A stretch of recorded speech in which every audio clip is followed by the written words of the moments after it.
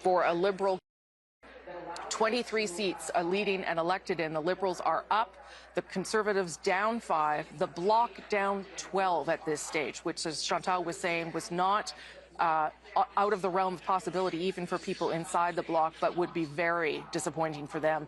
And the NDP now down 6. The NDP right now on your screen only leading or elected in 2 ridings. Remember, you need 12 to get official party status.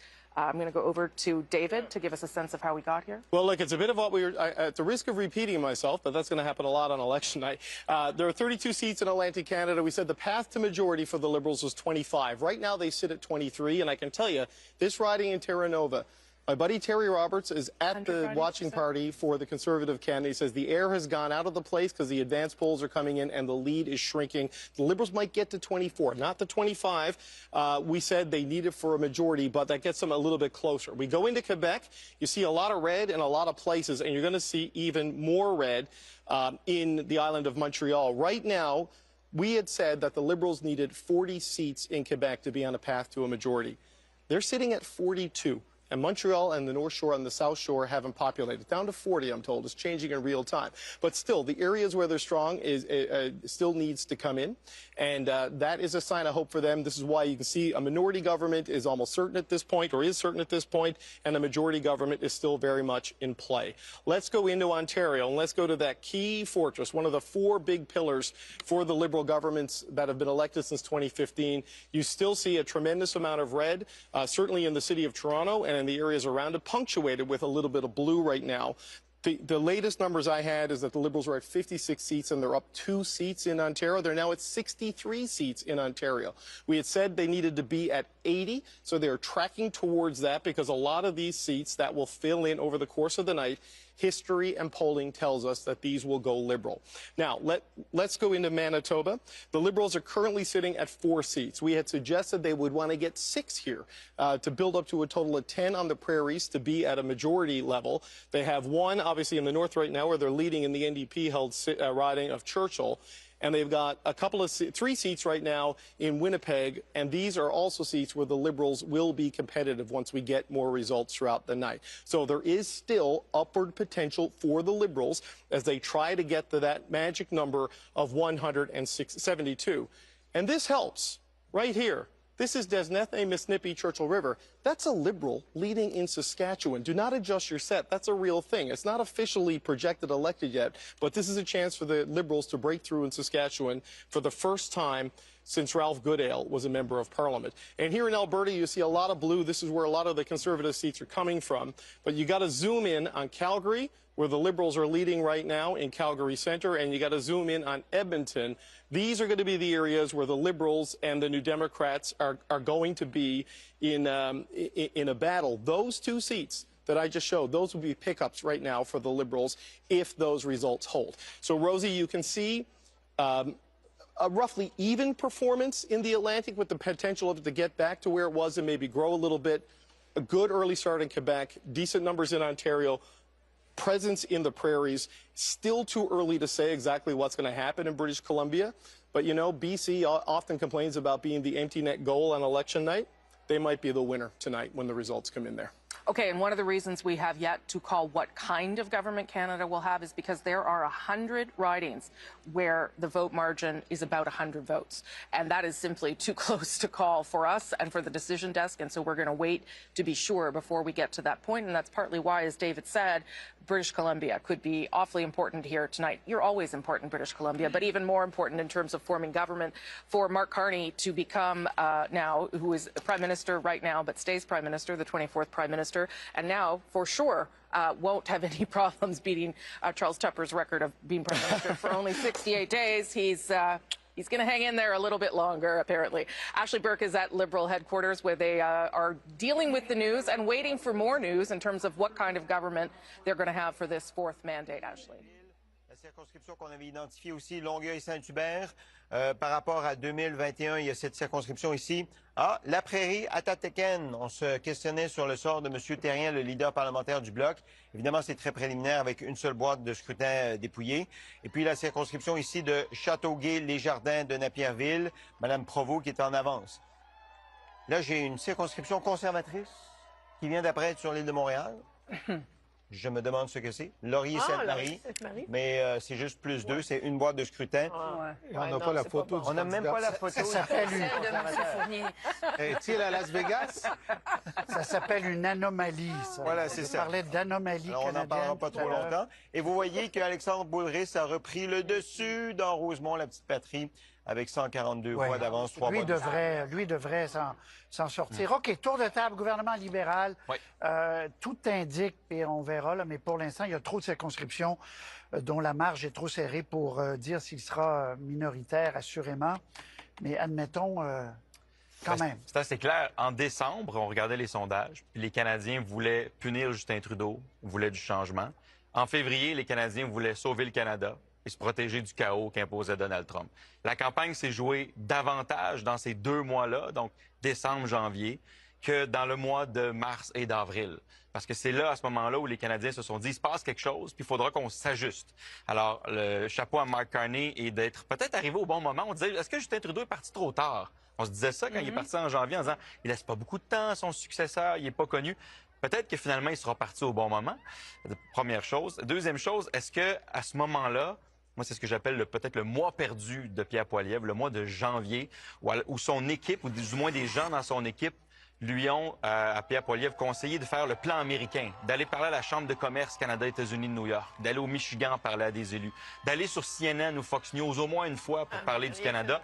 Et c'est le moment où son équipe lui a proposé et il a dit non, il n'y a pas de vote à gagner aux États-Unis, je reste ici, je reste avec mon plan de match sur le coût de la vie, qui n'est peut-être pas un mauvais plan de match, mais qui, avec le recul, lui aura pas permis d'accéder au pouvoir. Michael, Pierre Poilievre, ce soir, qu'est-ce qu'il fait?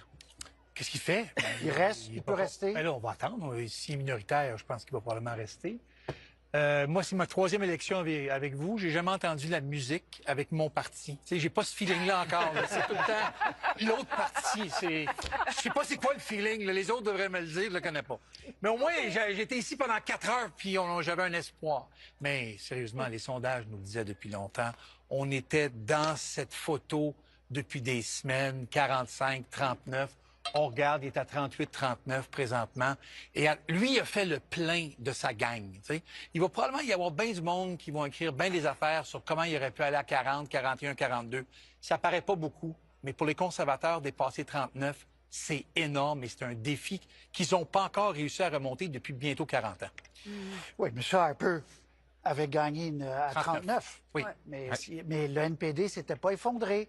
Françoise, première réaction, gouvernement libéral. Chaque fois que vous dites cette phrase-là, vous me pointez du doigt. Non, on commence à me sentir visé, sérieusement.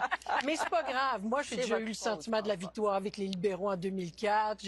Vous avez changé de parti. Moi, je ne ferais pas ça. J'ai presque senti, mais je me suis fait élire sous l'autre parti aussi. C'est un très bon comeback, ça. J'ai pas été nommé ministre de quelque chose, quelque part. Sénateur, oh là là, c'est dur. Non, mais ce que je veux dire, par contre, quand on va finir la soirée, ce qui m'attriste prodigieusement, c'est qu'il y a énormément de Canadiens qui vont se sentir désaffranchis par ce résultat-là. Parce qu'il y a beaucoup de gens qui vont avoir embarqué dans la mouvance du mouvement de Pierre Poilievre, qui était de dire « ça va mal », l'économie va pas bien, etc., etc., et qui continuent de le croire et qui vont se sentir comme si il y a 2 Canada. Alors, il ne faudra pas que les libéraux soient trop complaisants. Moi, ce serait le message que je leur donnerais. Parce que un seul homme, c'est pas le parti, c'est pas leur plateforme. À mon point de vue, ce n'est pas leur plateforme chiffrée non plus. Les engagements, c'est un seul homme qui va les avoir amenés là. De la même façon que Justin Trudeau... Dans un contexte historique très particulier. De la situation avec les États-Unis. Alors, avant de penser là qu'on est voulu par tout le monde, il faut se garder une petite gêne, puis réaliser que l'heure est grave, il faut qu'il travaille dans ce sens-là, mais que M. Carney aille rechercher tout ce beau monde qui se sent un peu orphelin de parti. Moi, je me sentais orpheline de parti, je peux vous l'avouer bien honnêtement. Juste vous dire, mesdames et messieurs, qu'actuellement, je disais, il doit envoyer un chèque des remerciements à M. Trump. Oui, mais je répète, là, c'est important dans l'histoire, il doit remercier le Québec. Parce qu'en Ontario, il n'y a pas de gain pour l'instant. Ouais. C'est pas fini. C'est au Québec Voilà. En Ontario, les conservateurs sont en avance dans 8 circonscriptions, mais les libéraux sont en avance dans 7 circonscriptions qu'ils prennent à d'autres. Donc, c'est presque à compte égal. Regardez ce qui se passe dans la région de Québec. On se disait, les conservateurs ont des chances dans Beauport-Limoilou. Pour l'instant, le candidat libéral a une avance de 96 points. Regardez la circonscription de Pierre Paulus aussi. Il est en retard de 10 votes. Pour l'instant, Gérard Deltel tient le coup. Puis ça me permet de vous dire que Louis Saint-Laurent, Akia Wenrac, c'est le nom donné par les Wendat à la rivière Saint-Charles. Donc, j'ai de la suite dans les idées sur les noms autochtones donnés. M. Deltel, qu'on salue, qui a été un bon soldat pour M. Poilievre. Mais qu'on n'a pas vu durant la campagne, pareil. On n'a pas vu, peut-être parce qu'on... OK. Je dois aller à François-Philippe Champagne. D'abord, félicitations. On voit ces chiffres impressionnants. Là. Donc, victoire dans Saint-Maurice. Champlain, François-Philippe Champagne, félicitations d'abord. Merci, M. Roy. C'est un plaisir d'être avec vous. Alors, un grand plaisir. Là, vous avez doublement des sujets pour fêter. Bon, vous, bien sûr, comme député, comme ministre. Gouvernement, s'il est minoritaire, M. Champagne, ça change quoi? Bien, écoutez, d'abord, beaucoup de fébrilité ce soir. Merci. Dans mon cas, c'est la 4e fois que les gens me font confiance. Écoutez, on prend ça par étapes.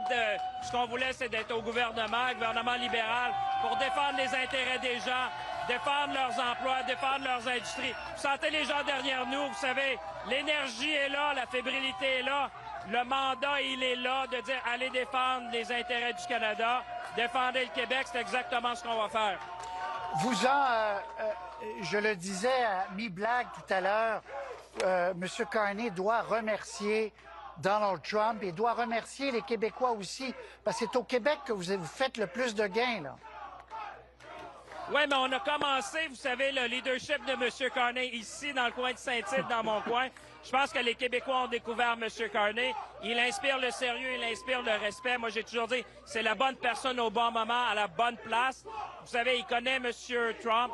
On sera là pour défendre les intérêts, travailler en équipe. Et moi, je pense que c'est un moment historique pour le Canada. Le Canada a choisi une personne sérieuse qui est prête à défendre leurs intérêts. C'est ce qu'on va faire pour le Québec, pour le Canada et dans l'intérêt de tout le monde.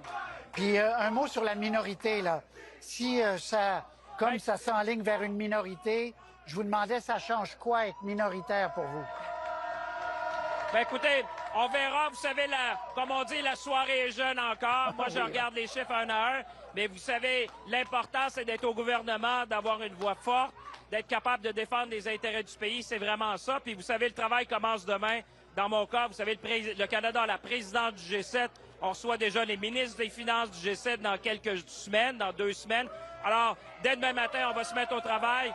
Le premier, c'est dit, lutter contre les tarifs, s'assurer qu'on soit là pour protéger les travailleurs, puis en même temps bâtir le Canada. On a énormément à faire. Monsieur Roy, moi, je peux vous dire, quand j'ai présidé les réunions du G7 la semaine dernière, les pays disent, on a besoin du Canada pour avoir ce leadership-là sur l'échelle nationale, mais même à l'international, on sera là. François-Philippe Champagne, félicitations pour votre réélection. Merci beaucoup. À très bientôt. Merci, à très bientôt. À très bientôt. Rivière-des-Mille-Îles, donc, ça, c'est des circonscriptions donc, qui peuvent tomber dans les mains des libéraux. Linda. Mark Carney will lead, but yes, in case you missed the big moment, the Liberals have secured a 4th mandate led by Mark Carney, who is, at this stage, waiting to see whether he will be elected in his own riding in Nepean. Ferrani, what are you hearing from your Liberal friends? Are you getting lots of texts? Are people?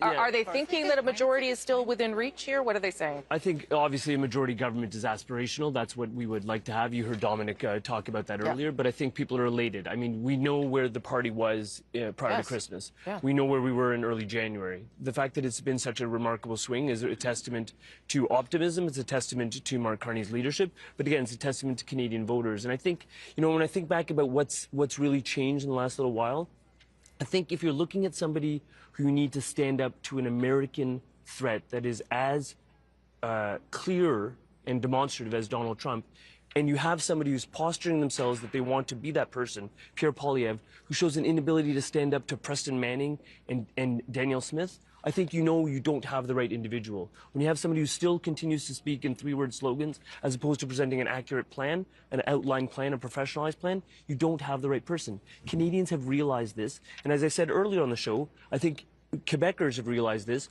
notwithstanding linguistic limitations, notwithstanding concerns about Francophone rights. Those are all very valid concerns. But when you're facing a threat of that size from the American neighbor, you need to put that aside and vote in terms of selecting a leader. And that's what Canadians have done. And my colleagues are all keen on securing a majority. A majority government would allow us to have that strong mandate that Prime Minister Carney is seeking to effectuate the change that we need to see to grow the economy, to build a collaboration, to diversify our trade partners, and to continue to make progress. Althea made a little bit of a squint there, winced a little bit as you spoke, so I'm going to let her talk before I get some more results. Well, I was going to say on the whole, like who we should give a testament to, it's all the Liberal backbenchers who tried to get Justin Trudeau to leave.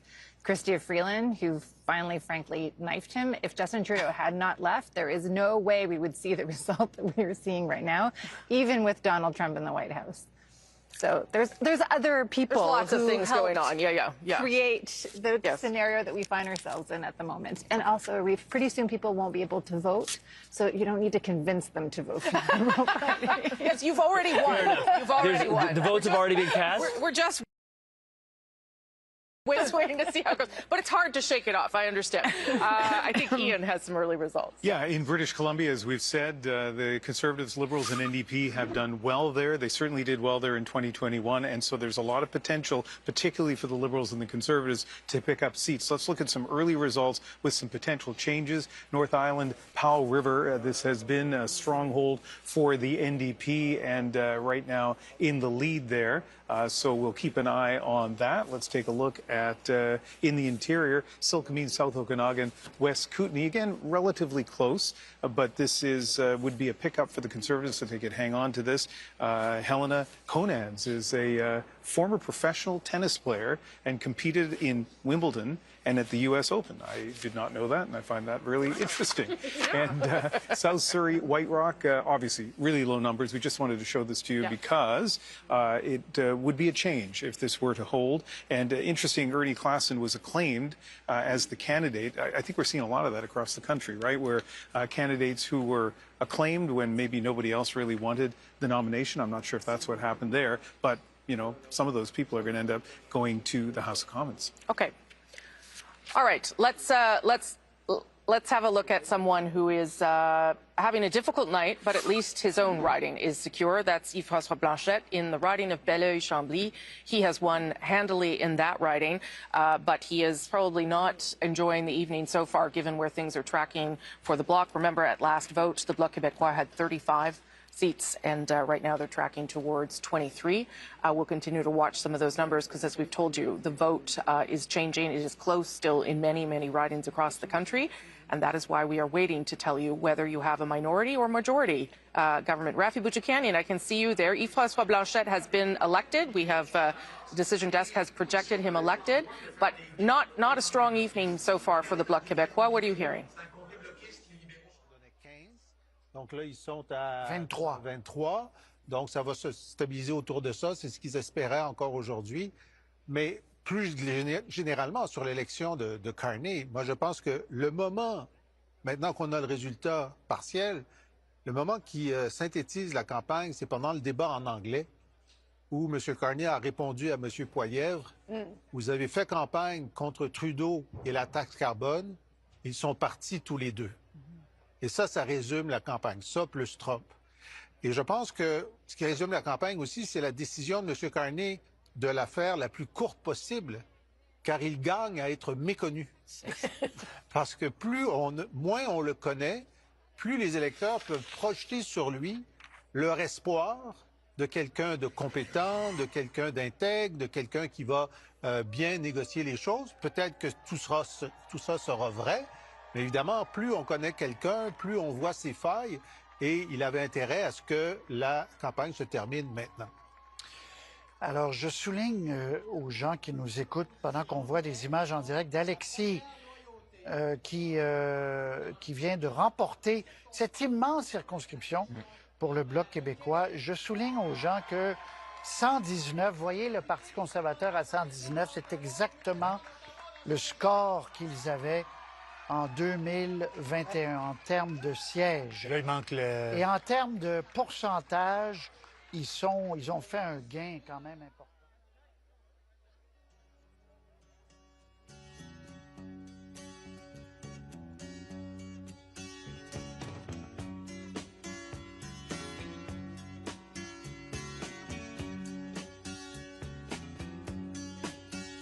I can see her lying back in her satin dress in a room where you do what you don't confess.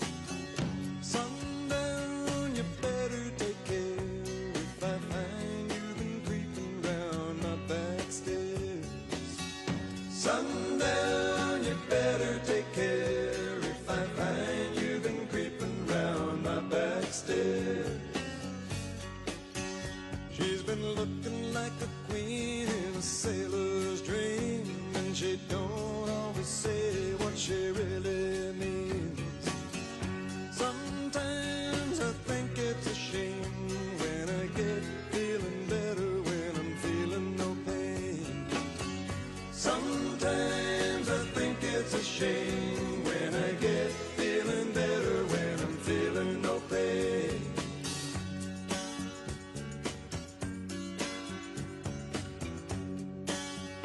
I can picture every move that a man could make. Getting lost in her loving is your first mistake.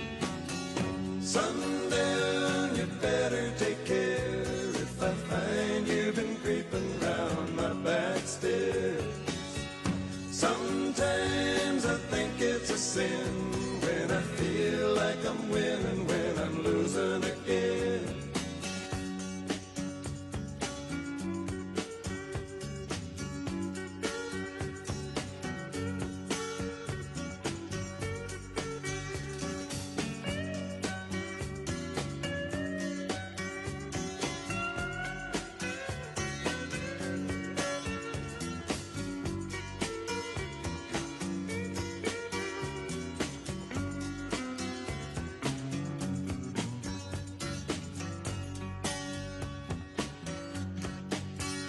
I can see her looking fast in her faded jeans. She's a hard-loving woman, got me feeling mean.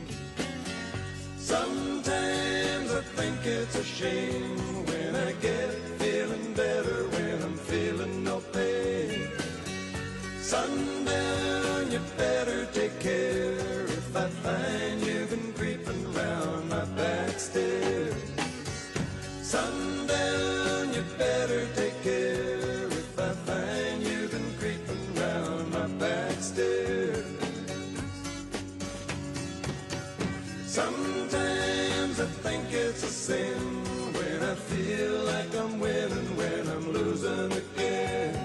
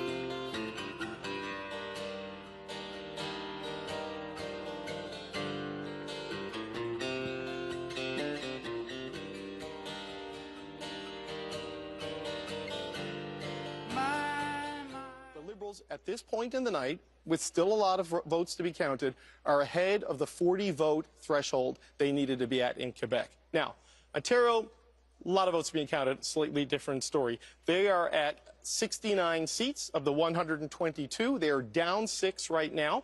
You're seeing some movement here in the GTA seats that have been the stronghold of the Liberals.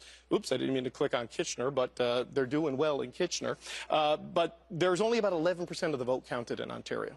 And again, this is going to be a pattern throughout the night with the Liberal vote. They are widely believed by all the campaigns, we've heard this from Conservatives as well, to have outperformed their opponents in the advance vote, and in a lot of cases that comes in last. So while they're at 150 seats there right now, the last time I checked, there were still about a dozen seats that we were waiting on results for that all the campaigns believe are going to go Liberal. So you can bear that in mind as a reason why we have not yet ruled out the possibility of a Liberal majority government. In Manitoba, we had set the threshold at 6 for them to be on the path for majority. They're right at 6 right now. They've got 2 pickups. They're leading right now in Winnipeg West, which was a Conservative seat. They are not leading in Winnipeg Centre, but they have picked up, or at least leading in the Northern Manitoba riding right now. In Saskatchewan, we said 1. All they needed was 1. Well, guess what? It looks like they have 1. They're up there. They're leading right now in Desnete. That's Buckley Boulanger, as Ian was telling us. They're nowhere right now in the Saskatoon ridings, though Mark Carney did go there, and Saskatoon University was a riding that the Liberals had talked about as a potential gain for them. They've held right now 2 of their 3 in the north. Nunavut is still trending NDP. I don't want to ruin the NDP's night, but they are no longer ahead in Wetaskiwin, as we predicted earlier. But right now, the Liberals do have 2 seats in Alberta, and they're both in Calgary right now. So Calgary and McKnight, where George Chahal was the incumbent, and Calgary Centre, which was on their target list. They're leading there now. They are not ahead in Edmonton. That is where they had 1 seat. That was Randy Boissonneau's seat in Edmonton Centre. That is blue right now in Edmonton Strathcona. Maybe the safest NDP seat around. We don't have results from that yet. So with a lot still to come, Rosie, in Vancouver area in particular, the Liberals right now, they only have 8 in BC, but look at this, right? We got a lot to come, but of the 8 that are reporting, the Liberals have 3 pickups, and we're still not fully in to the Vancouver core and the suburbs there, and that is the Liberal stronghold of British Columbia. So they're at 155 right now at this point in time. There's still upside growth there for them. You can see a path to the delta of 17 that they need, and it might actually include Delta, which is a seat they hold on the Lower Mainland. Yeah. Okay, so let me tell you part of the reason why that is there too. Was there a joke there that I missed that I was supposed to? Yeah, I was talking about deltas and deltas, you know, like sort of thing. Don't worry, I got a lot of people talking to me. That was a funny one. Thank you. Sure. There are 47 ridings still where the vote is under 100. So that gives you a sense of why we are still holding off in determining what kind of government this is. But as David rightly points out, it is still possible, and we'll show you more about that in a moment.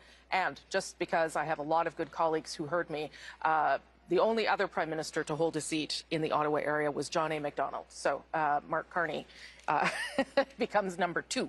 Ian, over to you. So interesting things happening in British Columbia in terms of the vote. And let's look at the vote change so far in the province of British Columbia. And you see both the Conservatives and the Liberals up. Liberals up by 15 percentage points. And who is down? Well, no surprise. The NDP, almost 16 percentage points. And in some of the ridings, you can see the impact of that. Let's take a look at Kelowna.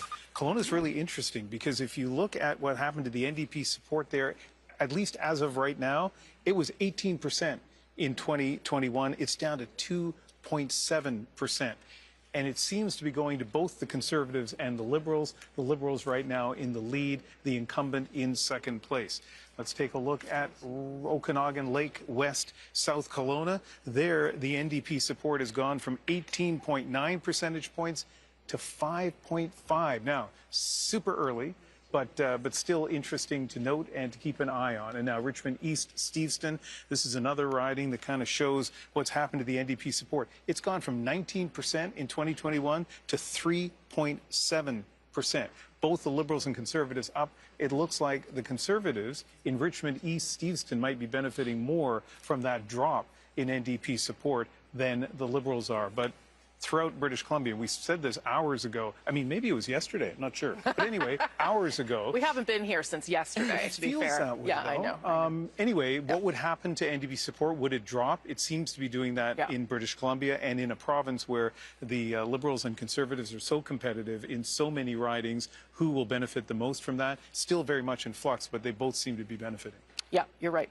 Okay, so let's get another part of that story, and that's to look at whether a majority is still possible here as we wait to make a firm call on what kind of government Canada has chosen. So here you go again. This is back to the House of Commons. All those red seats there, leading and elected. So that gets you up to 157. Now we're going to add incumbents to come. Those are the pink seats. That is 9. So they need to hold the 157 they have, gain 9, and they are still under 6, not quite reaching a majority so far with those numbers.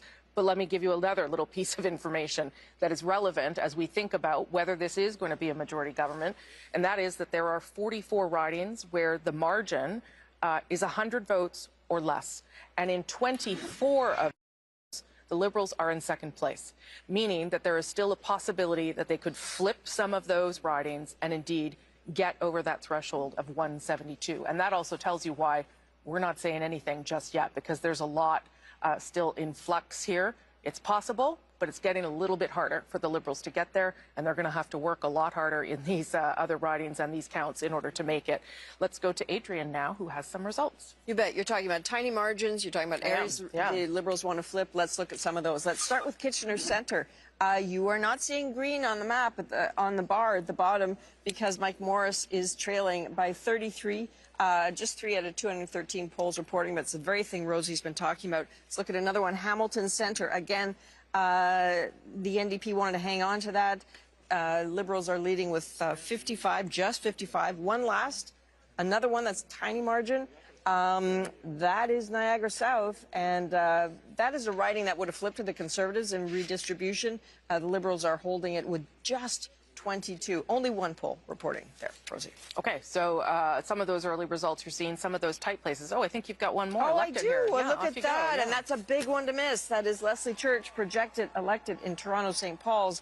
That was a rematch against Don Stewart. That lead, 1,840. She lost that by 647 votes in that by-election that started everything that's happening right now. You can draw a direct line between that and this. Yeah, that loss, that by-election loss, was part of what got Liberals upset with Justin Trudeau and starting to speak more openly about how he needed to leave. A lot of Conservatives thought that that by-election win was an anomaly, and indeed, the Liberals have taken back that riding tonight with Leslie Church. Let's have a look at Conservative headquarters now and see what's shaken over there. Also in Ottawa. Okay. To be clear, it's a bad night for the NDP. It is a bad night. And of course, my disclaimer is the Alberta New Democrats are not the federal NDP. And certainly we don't always agree on everything. But when we think about some of these values, when we think about the value that I think most Canadians want, you know, they want public services that work. They want an economy that provides for jobs, decent, good jobs for workers now and in the future. They don't want to pay too much in taxes. Nobody does. They want a government that is fiscally responsible. So by and large, I think that New Democrats can say this is what we stand for. And for whatever reason, the federal New Democrats have not been able to make that case. But I will say one thing, and I've said this as a political pundit, and I'll say it as a partisan now. When you look at what was accomplished in terms of pharmacare, dental care, child care in this last government, none of that would have happened without the New Democrats, but they've been unable to, I think, to make that case to voters. Okay, Naheed Nenshi, leader of the NDP in Alberta. Thanks so much. Thank you. Donna, these numbers are just, they're really interesting, right? Like 18 ridings yet to report, only 18 left. Again, those numbers themselves can pick up a handful yet to get to 172. The NDP need to pick up 4. You can imagine the Conservatives hoping the NDP win some of those BC ridings so that keep the Liberals from getting to a majority. So the Liberals with the NDP right now, let's say a Green, if the Greens win that seat, they're still not reaching 9. No, I mean a minority being No, but it's pretty, it's beginning to look clear, as we were saying earlier, because the swing meter. The Liberals are going to form government. We don't yet know whether it's going to be a majority government or not. Those by-elections that we were talking about, this happened in Toronto, St. Paul. We hosted one of a by-election special there and with LaSalle and Marvin. It was 2, 3, 4 o'clock in the morning before you got results. Now, with a leader and a seat on the line, may go faster, but they had to count tens of thousands of these. Yeah, that's the challenge they're up against. I do have to say that those numbers that we saw there with a Liberal advantage, it's because the advance polls were counted first for that riding. So let's not, no one's going to suggest here that that's the direction this is going to take. Arif, you wanted to say something there? Well, I think it's interesting. You showed that photo of the folks in the conservative room, and the concern that I have is actually what it's going to look like that first Conservative caucus meeting. What I'm getting at, Rosemary, is that in terms of expectations, the expectations were quite large on the part of Pierre Poilievre's caucus, that he would deliver them into government, minority or majority, but he would deliver them into government. They have this legislation that we deal with all the time as parliamentarians.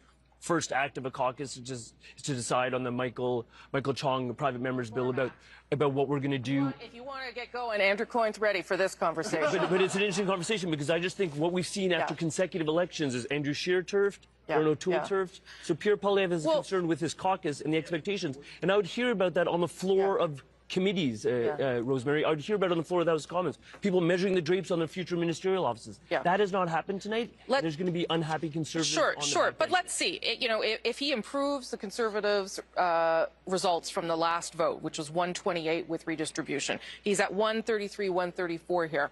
I don't know. It's possible that some people will want to let him. He could say this is a partial victory if he holds him to a minority. I don't know. I'm just saying. Andrew, you went in, and then I got to go to Catherine here. One thing to measure the drapes, another thing to measure the coffin. I mean, it's maybe a little early for that. I think it will depend in part on whether it's a majority or minority. Totally. I think you absolutely are right that if he comes out of this with 40% of the vote, he would have bettered Stephen Harper. The other question is, he's got such a lock on the base of the party. Can you really take him out even if the caucus decides? Yes, the caucus might turf him. I mean, the base might vote him back in. Okay, but Rosemary, in terms of the base of the party, it's the inability to stand up to that base in Alberta that has cost him this election. If he could have stood up to Daniel Smith, I think that's actually what's happened. Let's talk about it after. I do want to spend time. We're not going to write off anyone because we're not at that stage in the evening at all. Catherine Cullen, apparently you have a guest. Yes, and first we're going to just talk a little bit about what is going on in Quebec before we get to Vanessa Lee, our colleague on the island of Montreal. Let's start by taking a look at what is going on in LaSalle. Emard Verdun. Oh, perhaps. In fact, we are going to go to Vanessa Lee right away. Let's just get to the good stuff. And there you are, Vanessa Lee, on the island of Montreal. I believe you are with some prominent Liberals. Tell us what's going on. Well, Catherine, we are at the Society of Arts and Technology in the heart of downtown Montreal. And this is a very happy place because this is where more than a dozen Liberal candidates in the greater Montreal area are gathering and celebrating tonight. And joining me now is Stephen Guilbeault, the Quebec Lieutenant, most recently responsible for Parks Canada as well as Canadian culture and identity. Mr. Guilbeault, congratulations on your party's win. How are you? What's going through your mind right now? Because your riding is still too close to call. Yes, I think things are looking very well in the riding, but as you rightly say, it's too close to call yet, or it's very early. I think our numbers are very good, but are very early. We're very grateful that Canadians have decided to give us another mandate. And we feel honored, and we will work hard for Canadians. We're asking for a strong government because we know we have tough days ahead, certainly with the U.S. administration and President Trump. We know it's going to be complicated, so the stronger the Canadian government can be, the more united we are, the easiest it's going to be to face President Trump. What do you think made the difference in this election that Canadians have voted for another Liberal government? And how confident are you that it will be a majority government? Well, clearly the numerous attacks by President Trump on the Canadian economy, but not just the economy, on our sovereignty and our very identity, I think have really mobilized Canadians.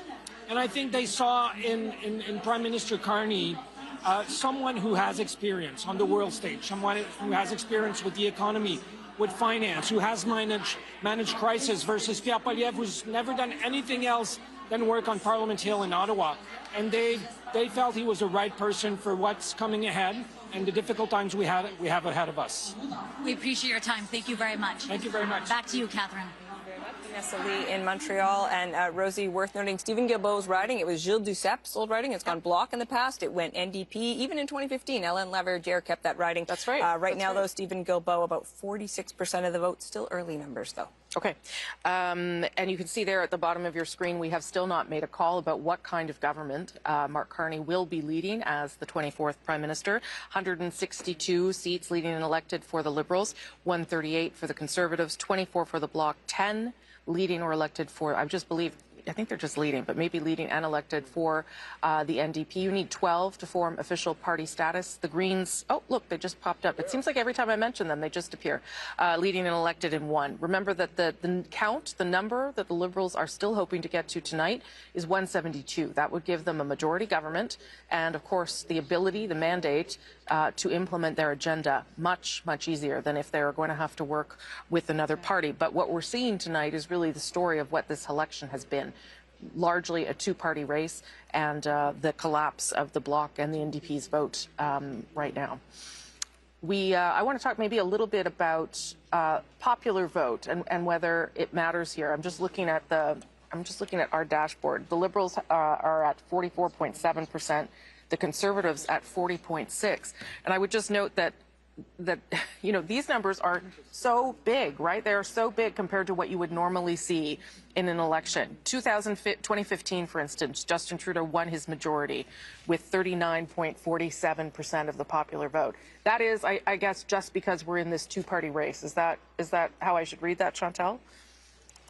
Yeah, you should also wait to have the full score. Yes, of course. What you're getting is a lot of those Alberta Conservative votes that are kind of pushing theirs up, raising the numbers for the Conservatives. But having said that, yes, it is both numbers are way too high for the kind, and that's why when you look at the seats and the possibility of a majority government, it's really hard to have a minority government if you do not have a strong third-party presence. And at this point, yes, the Bloc looks like it's going to get 23, 24 seats, but still, we're used to parliaments where minority rule means many parties that have an official party status. Yes. And at this point, that's not where we're going tonight. So I'm curious to see how the night unfolds. Yeah. I notice there are still loads of places where the vote is barely being counted. Yes, there are probably 24 places where, no, 24 places where it has barely been counted. Worth remembering here that 6 of the last 8 federal elections have produced minority governments, right? The last majority government we had, of course, was Liberal in 2015. And with 4 parties with official party status, we look like we're going down to 3. I don't really believe there are loads of new Democrat votes hidden in those uncounted votes. No, we might get to 4. Does that concern anyone that there is fewer, less representation of parties inside the House of Commons in terms of what that means for democracy, Andrew? I don't think it's a good thing or bad thing on its own. I mean, again, you get into the issue of how representative is the popular vote in that regard. How well represented is it in terms of the number of seats? Yeah. But ultimately, the electorate is going to decide whether they want to have a multiplicity of parties or maybe in the present circumstances. That's the question is this a one-off or does this represent a greater degree of change? We've seen the NDP written off before they came back. We've seen the Liberals written off before. The Bloc, too, yeah. We've seen the Bloc. Yeah. So these are enduring brands, and the wheel goes full circle, and they may come back. Chantal, then Althea. On the NDP, they went from no official party status in '93 to a decade or 2 later, I admit, but they still, at some point, they had presence across the country, from Atlantic Canada to BC, including Quebec. So that possibility is still there. Do not assume that a victory for the Liberals tonight is necessarily a Liberal reign for all times. No. At some point, the seeds of change will come back, and they might have a better chance to bloom. Yeah, and Liberals probably shouldn't assume that either. Andrew, and then Althea. The one thing I think we should be looking for is not just, will they get over the majority, will BC put them over the top, but also how will the Liberals do in Western Canada? One of the things people have been very worried about, some people, is will another Liberal victory cause Westerners, and some Westerners anyway, to give up on Canada? I should note that the numbers coming in BC and Alberta are looking pretty close to what the polling numbers were suggesting, and the polling numbers are saying the Liberals are going to do better, at least in the popular vote in those provinces, better than they have since 1968. So that should hopefully dampen down some of the sort of attempts to portray this as the West being shut out yet again. We'll see. Last word to you, Althea. Just a few things. So on that is something that the Liberals were quite concerned about, which is why Mr. Carney spent the last day going to Saskatchewan, going to Alberta to make that case, hoping to grab seats that they otherwise did not have.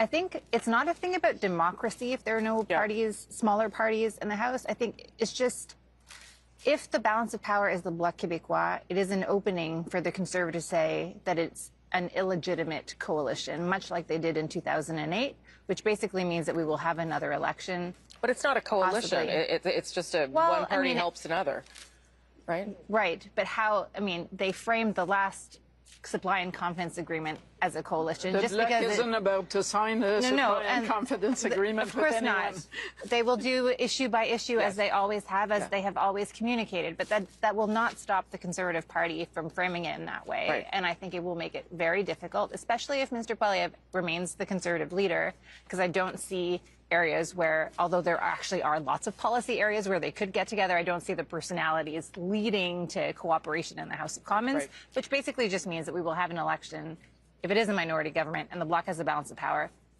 either later this year or next year. But at that level, if the NDP doesn't even need official party status, it can have a share of the balance of power. Let's agree that we are not yet in those scenarios where the Bloc was going to become the official opposition, and then I was going to hold a knife to the throat of the government. That's not what's happening. No, I got to get to David Cochrane here. He's got some stuff from the 905. Well, look, this is part of the reason why we are where we are. You see the Liberal number actually retreating a little bit.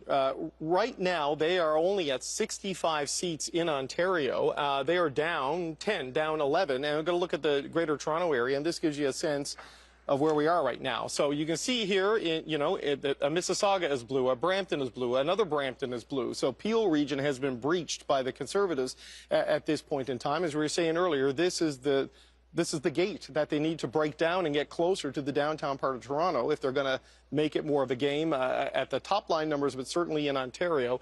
And the Liberals are having a little bit of a struggle, at least at this hour of the night. Similar story. There we go. In Vaughan Woodbridge, this is a Conservative-held seat. Thornhill, that's Melissa Landsman. But York Centre, this is another Liberal seat that is blue at the moment. And in Richmond Hill, Aurora, Oak Ridge is a Newmarket, Aurora.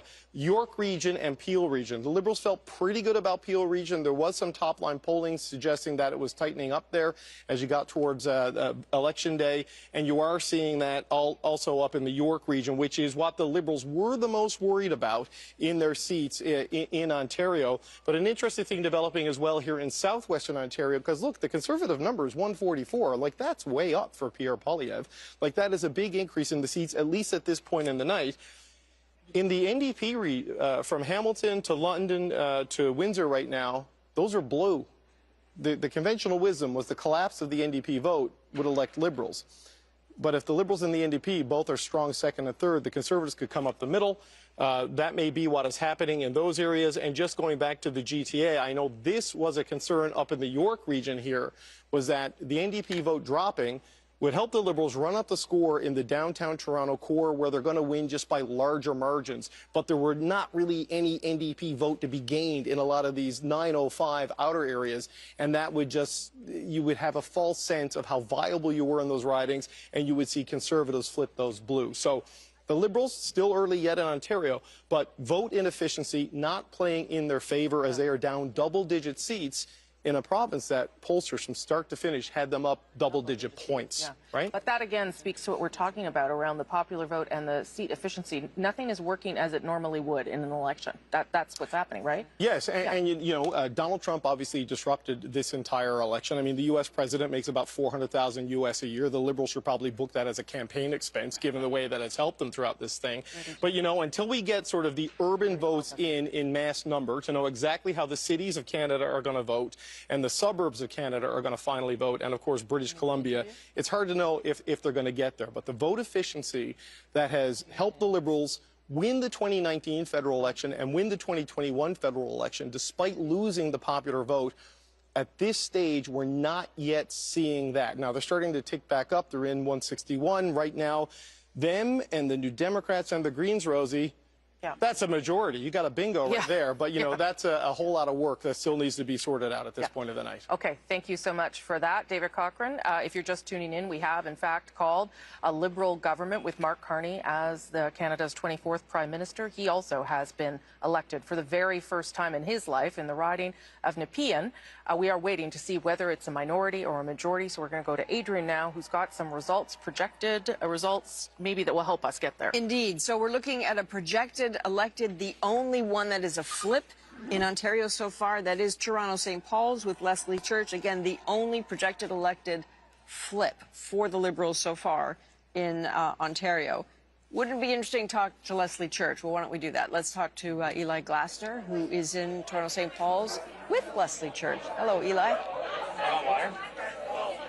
Yeah, Adrian, so we are here in our room crammed with volunteers, and here she is, Leslie Church. Congratulations. I want to know from you that very close loss to Don Stewart back in June, and then to pick up the campaign and start again. How was it different when you started knocking on doors for now a second time? Well, the difference was really Trump and Mark Carney. Donald Trump, I think, has really set the stakes for this election in a way that understood at the doors. And the change of leadership. Mark Carney came in as a fresh, new, experienced leader for the Liberal Party, and I think people were looking for that too. So that really changed the playing field. And also it was more time to do the outreach that we needed, to hear from people heading into a general election as opposed to a by-election. And I think that was really important. So I'm deeply, deeply grateful for the results tonight. You lost in the by-election to the Conservative Don Stewart, a small margin of votes of just over 600. Now here you are. How are you feeling this evening? I feel very good. I feel so grateful for the trust that the community of St. Paul's has put in me. I'm so grateful for the team. We've had just people coming out in this election in ways that I've never seen before, getting involved because of what's at stake. And so I really hope to continue that engagement as we go forward. I understand people were coming to your campaign measure when he was out putting out signs, something like 4 times the amount of requests for signs. So there really was this time, as opposed to the by-election, a bit of an uphill battle. A lot of voters talking about Justin Trudeau, not so happy, but a different atmosphere this time. Well, look, the world has changed, and St. Paul's feels that. And so it's absolutely true. We had people coming in literally off the street, getting involved in their first campaign of their lives, saying this matters, this is going to be the most important election of my lifetime in Canada. And we're proud to be part of a party that is pushing a positive agenda, that wants to build a better future here, and most importantly wants to stand up for Canada in the face of Donald Trump. I mean, that was just an existential threat that really loomed over all of this election. All right, thank you for making time for us. You're welcome. Thank you. There you go, Leslie Church.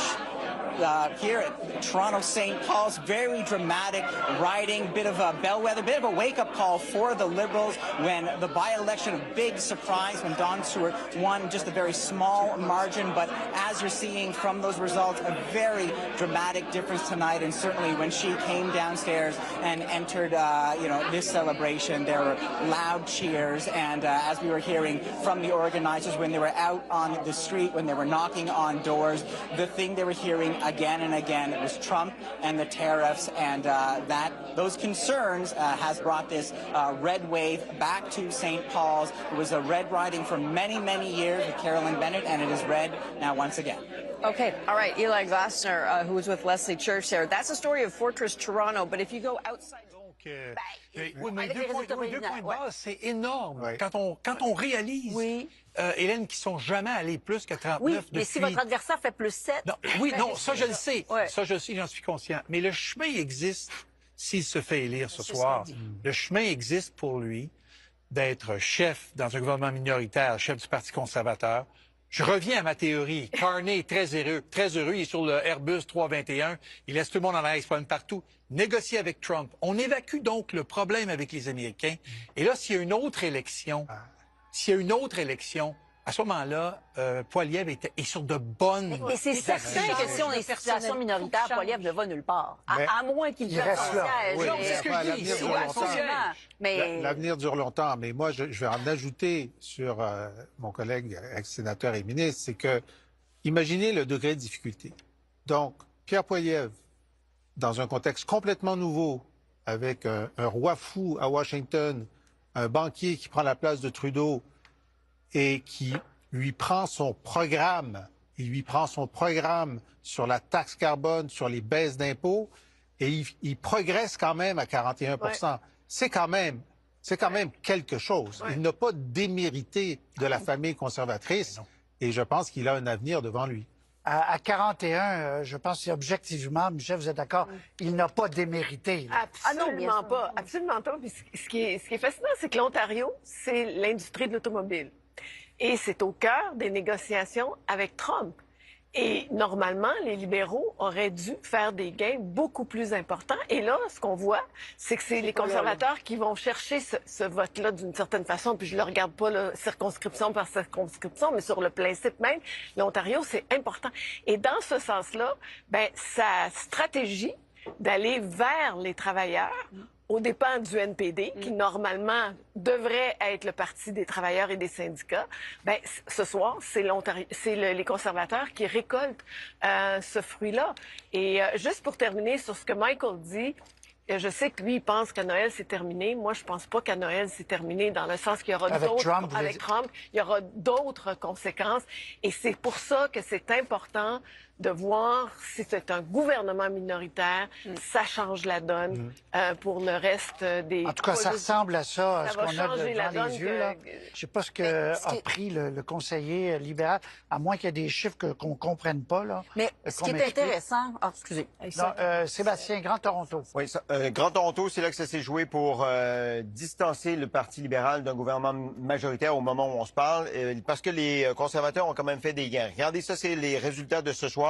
Donc, vous voyez le bleu qui est ici. Le bleu qui est ici, c'est des circonscriptions où les conservateurs sont en avance comparativement à 2021. Donc, c'est des prises pour le Parti conservateur qui rentrent un peu dans Toronto. Et si on regarde de façon plus générale d'autres sections de l'Ontario, ici aussi, c'était très conservateur avec des grosses circonscriptions. Mais dans l'analyse un peu plus fine, ils ont aussi fait des gains sur les libéraux, notamment ici. Donc, l'Ontario a livré d'une certaine façon pour les conservateurs et n'a pas livré pour les libéraux, ce qui fait en sorte qu'on se retrouve avec les chiffres actuels. Ça se resserre quand même 156-148.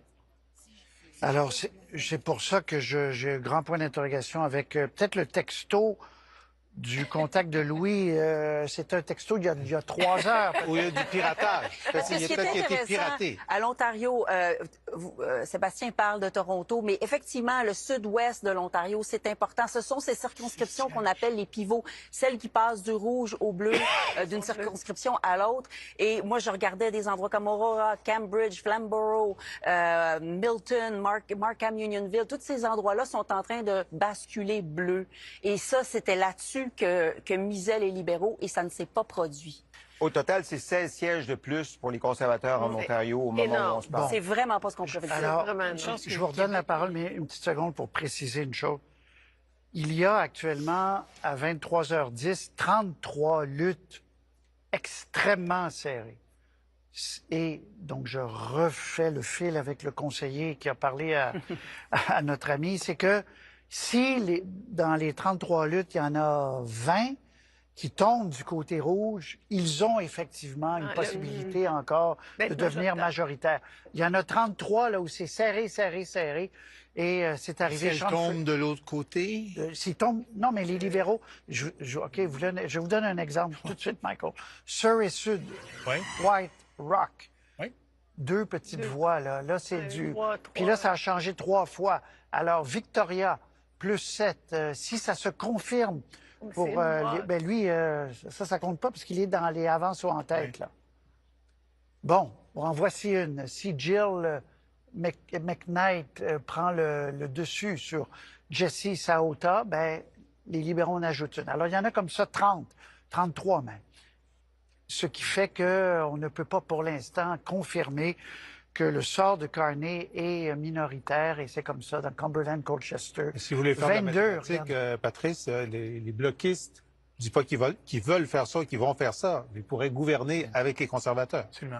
Et je pensais à ça tantôt. Si Poilievre avait bâti des ponts, on revient tout le temps à ça. Si tu bâtis des ponts, puis tu as des amis, puis tu cries pas Bredolbon, ben quand c'est le temps de faire un truc comme ça, les gens sont plus ouverts. Sauf que ça alors, serait 156, 148. Non, on ne dit pas que ça va se faire. Non. Mais gouverner avec oui, ben il pourrait si. Mais rappelons-nous, à l'époque de Harper, l'idée était, c'est que les conservateurs disaient que c'est le premier parti, celui qui a le plus de sièges, qui doit faire le gouvernement et qu'une telle coalition qui serait formée avec le deuxième et le troisième serait illégitime. Alors, je verrais mal M. Poilievre jouer... C'est l'argumentaire de M. Harper à l'époque. intéressant. Oui, mais il n'est pas là aujourd'hui pour défendre cet argumentaire. C'est à lui qui a la première tentative de faire le gouvernement. S'il échoue, il peut y avoir une deuxième tentative avec avec l'opposition officielle appuyée par d'autres partis. Alexandre Boulris réélu. 5e mandat pour Alexandre Boulris dans Rosemont, la petite patrie. Donc, confortable pour M. Boulris qui se retrouve dans un caucus pour l'instant de 11. Gérard Deltel réélu aussi facilement dans Louis-Saint-Laurent, Akiawandrac. Et Lévis-Lotbinière, Jacques Gourde, tiens. Donc, les périodes de questions vont être... le futur Louis Plamondon. Bonne nouvelle pour Infoman. 8e mandat pour M. Oui, Gourde. mais he's coming up. Ah oui, mais Infoman a fait campagne, je suis sûr. Laurier-Sainte-Marie, élu, Stephen Guilbeault, ministre de la Culture et de l'Identité canadienne. Donc, élu, c'est Nina Machouf qui arrive 2e. Et University Rosedale, c'est réglé pour Chrystia Freeland. Je l'ai répété à 2-3 reprises, Mme Freeland, qui et elle parle en ce moment. Elle est un peu responsable de tout ce qu'on est en train de décrire, de vivre actuellement. Dans le Grand Montréal, Sébastien. Voilà, les libéraux ont réussi à aller chercher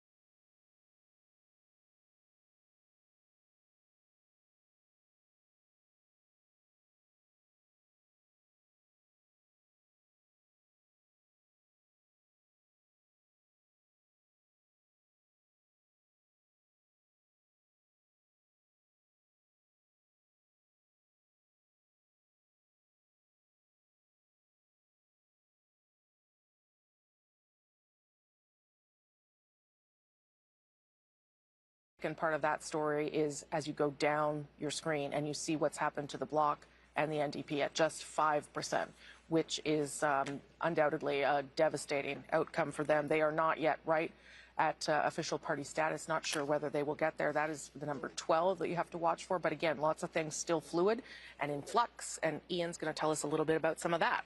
Let's take a look at Vancouver Island. This has been a fortress in the past for the NDP, and a lot of people wondered what would happen to their seats. And you can see here that right now the NDP is trailing in 4 of the ridings that they hold on Vancouver Island, and both the Liberals and the Conservatives are taking the lead there. None of these, though, are projected elected. But let's take a look, first of all, at Victoria. Will Greaves, University of Victoria professor, has pretty well doubled the vote share for the Conservatives in a riding which for a long time has been held by the NDP. I talked to another professor at UVic who said that Professor Greaves got the nomination back when it didn't look like there was really any chance of the Liberals winning. Well, now next year he's not going to teach any students. He's going to be heading to Ottawa. Esquimalt Saanich Suk, Stephanie McLean has gone from being a cabinet minister in the Rachel Notley NDP government in Alberta to displacing the NDP candidate here. This is Randall Garrison's old riding, so of course he was an analyst with us earlier tonight. Obviously the incumbent not running again, but Maya Tate, Mayor Suk, was seen as the star candidate, and you can see she is in 3rd place. Let's take a look at Nanaimo Ladysmith, another place where the NDP support has plummeted. And Tamara Cronus is a lawyer, but on her website it says you might find her bartending at the Legion, sport shooting, or playing bridge. So a lawyer with a bit of a twist. That's kind of interesting. And yeah, huge lead going on in Nanaimo Ladysmith. Let's look at North Island, Powell River. This is a riding that I think some Conservatives thought they would win easily. And this is a riding that so far the NDP candidate, who is not the incumbent, has managed to hold on to more or less the share that the NDP had last time around. But still, Conservatives in the lead by just over 500 votes, Rosemary. Okay, thank you for that, Ian. I'm going to show a couple of boards myself now to explain a little bit more of the story we're seeing tonight. This is sort of what we call a party summary board, how they're doing right across the country at this stage in the evening. So you can see their vote share 5.5% overall. But look at those numbers on the right, on the far right of your screen.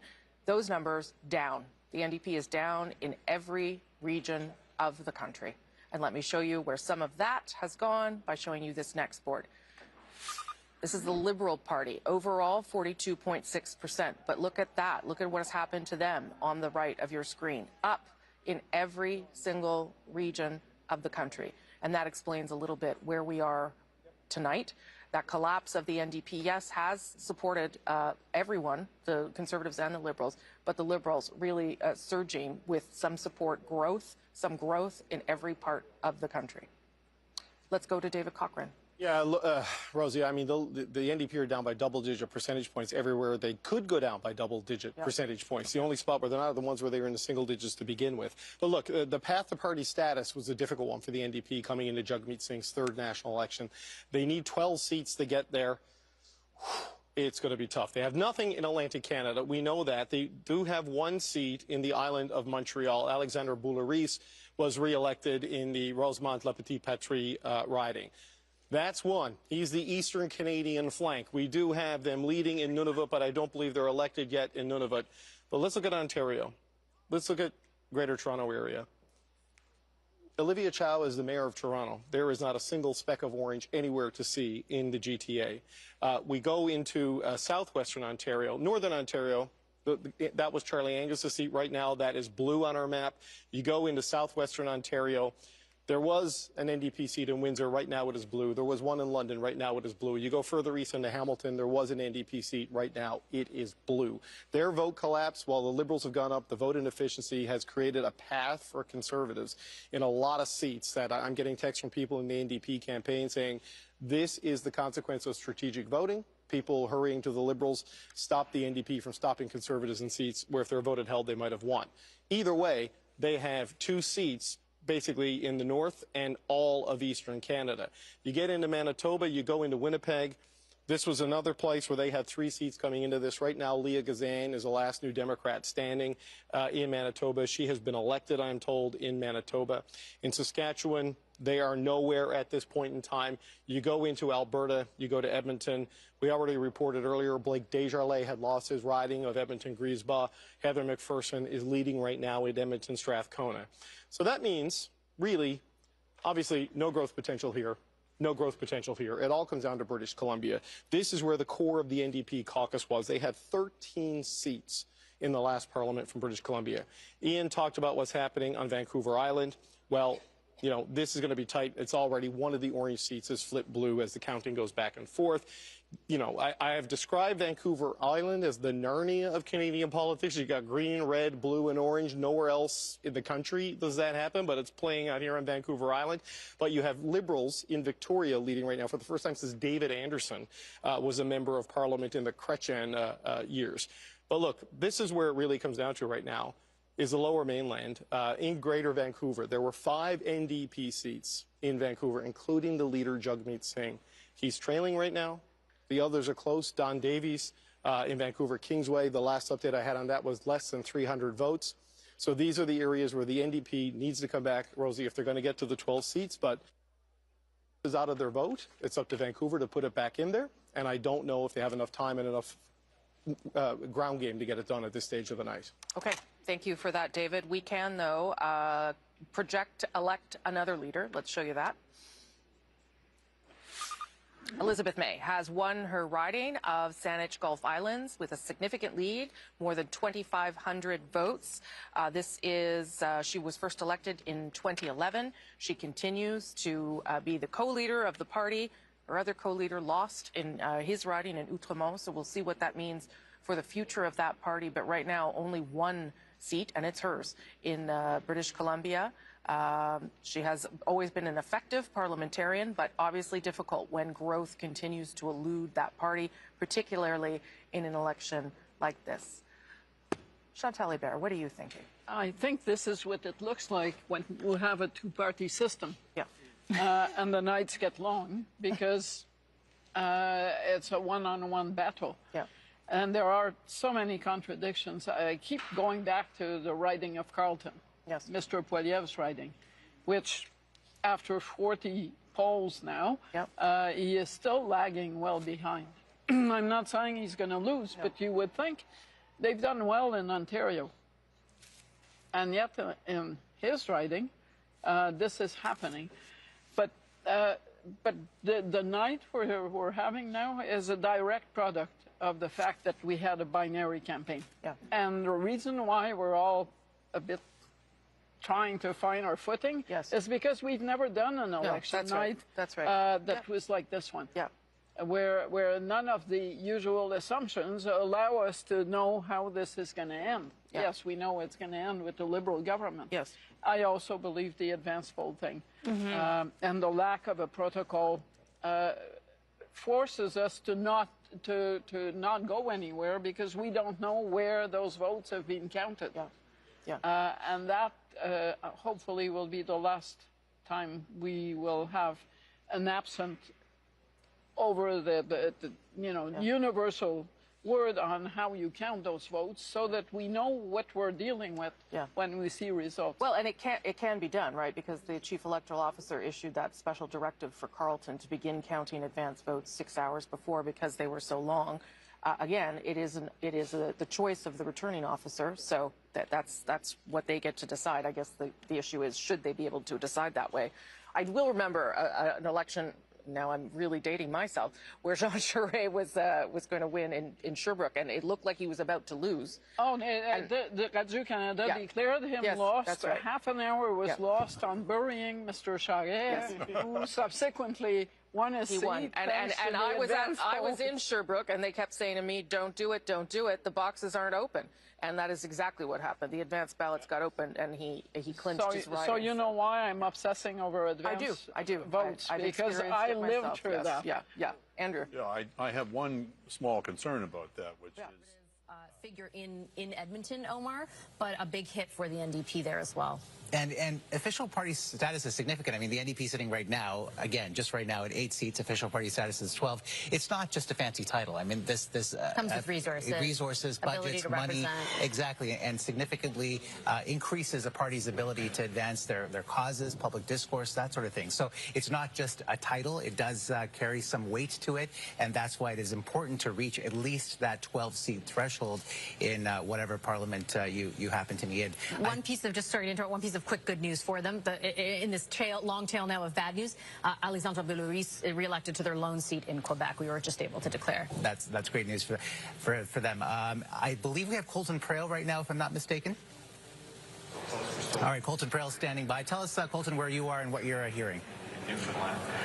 Yeah, Omar, I'm in the Conservative HQ here, and the reactions tonight have been stark. We've seen intense anger, especially when we called the result, before we even had a minority or majority. But since then, that emotion has quelled, and it's turned into this level of disbelief. The number of supporters that I've talked to here that are stunned that they find themselves in what they feel like is essentially the same situation they were in 5 weeks ago is significant. And in some cases, that disbelief is literal. When we saw the closing of those polling numbers, of those result numbers, when they were both in the 50s, for example, there were chants of bring it home here. There were supporters who, despite us having called the results, genuinely still believed that this was up for grabs and that this was still available to them. That has subsided a little bit here, but what we're left with is massive questions around the future of the party. Everyone I speak to still says they feel like Pierre Poilievre is the leader for the Conservatives and they have their faith behind him, but at the same time they're looking at the results coming in Carleton and again wondering how they can be in such a tight race. It's been an array of emotions throughout the night. The party officials who I've spoke to have had a very different reaction, and I think it is important to highlight they feel good. I mean, this is obviously not the result that they were looking for, but they are proud of the campaign they run, and I think that speaks to why this level of disbelief is here. So many of these people were at the rallies, they were surrounded by thousands of other supporters, and they're just having a hard time grasping how what they experienced there could translate into the results they're seeing tonight. Every single person in that room right now, Colton, is going to be watching to see what happens with Pierre Poilievre in his home riding of Carleton National. Yeah, edge of your seat stuff. We want to return to that story of the NDP suffering some really significant losses that puts their status as an official party in jeopardy. Jagmeet Singh now in third position in Burnaby Central. His riding, we're waiting to see conclusively what happens there, but it's not looking good for the leader of the NDP. Let's head over to Burnaby, where we find our Judy Trin. She is reporting from the NDP headquarters this evening. Judy, what is the mood there right now? How are they internalizing what we are seeing in the form of these results? Vashi, they are trying to remain upbeat. As you can hear behind me, they are trying to cheer for any positive result that has come in that they see on the board. But let's face it, in Burnaby right now, Jagmeet Singh is polling third. He is far behind the Liberal candidate as well as the Conservative candidate. It's important to point out that these are two relative unknowns.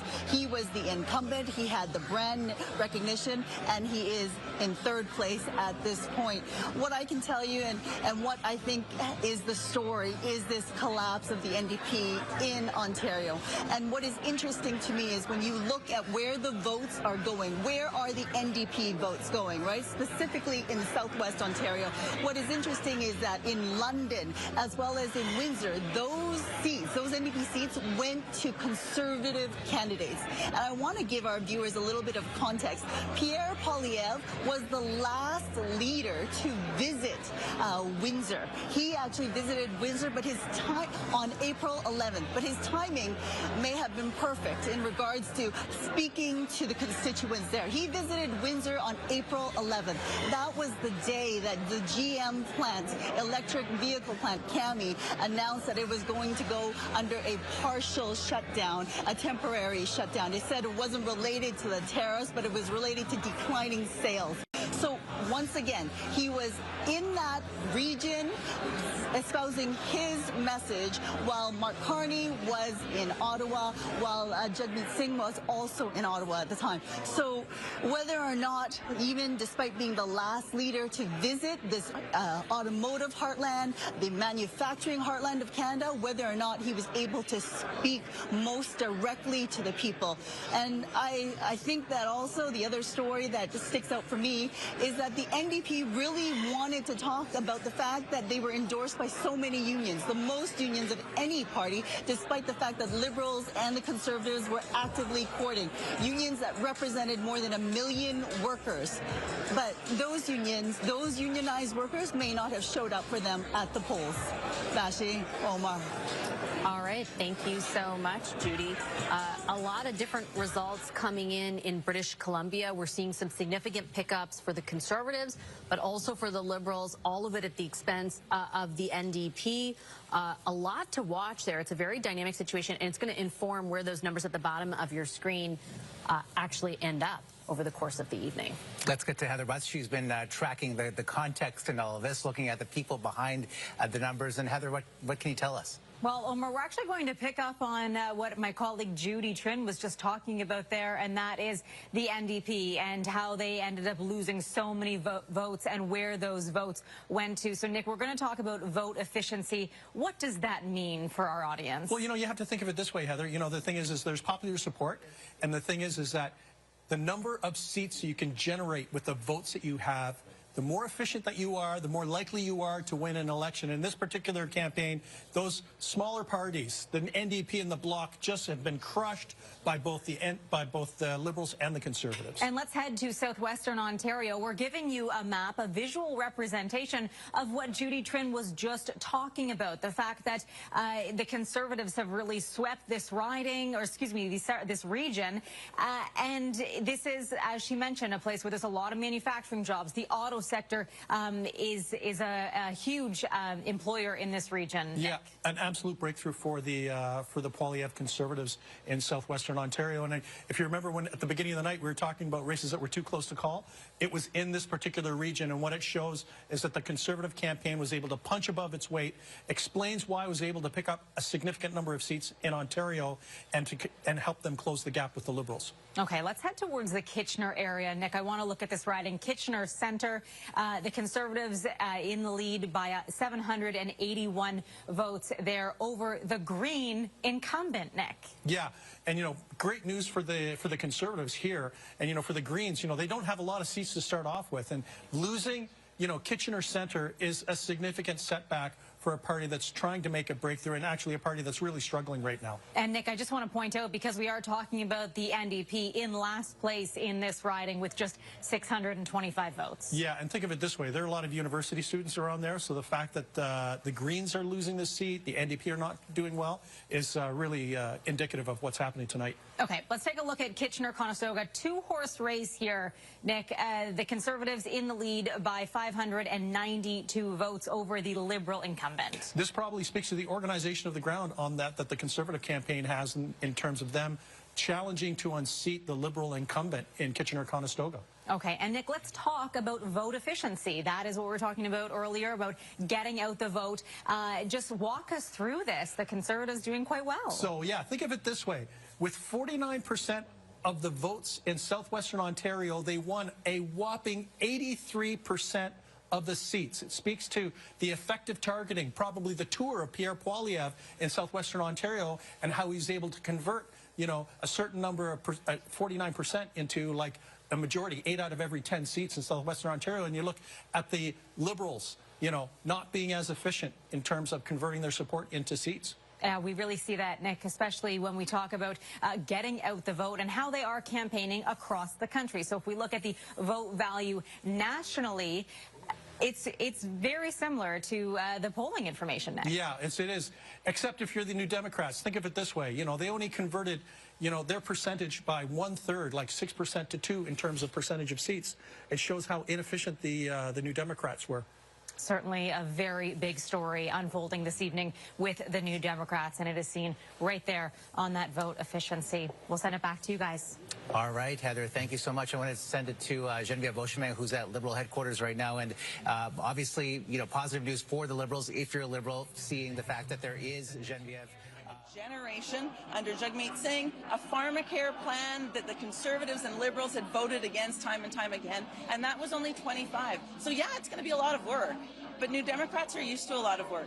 We're used to doing this, and we are going to hold the Liberal government accountable, and they are going to have to live up to their promises to Canadians to make life more affordable, to make sure that groceries are affordable, to make sure that there is housing and people can afford somewhere to live. Well, there are a lot of issues there that you just mentioned that I'm sure resonate with many Canadians. Heather McPherson, congratulations again. Thank you so much for your time. Thanks so much. Now, Catherine, Heather won this seat pretty firmly back in 2021 with 60% of the vote.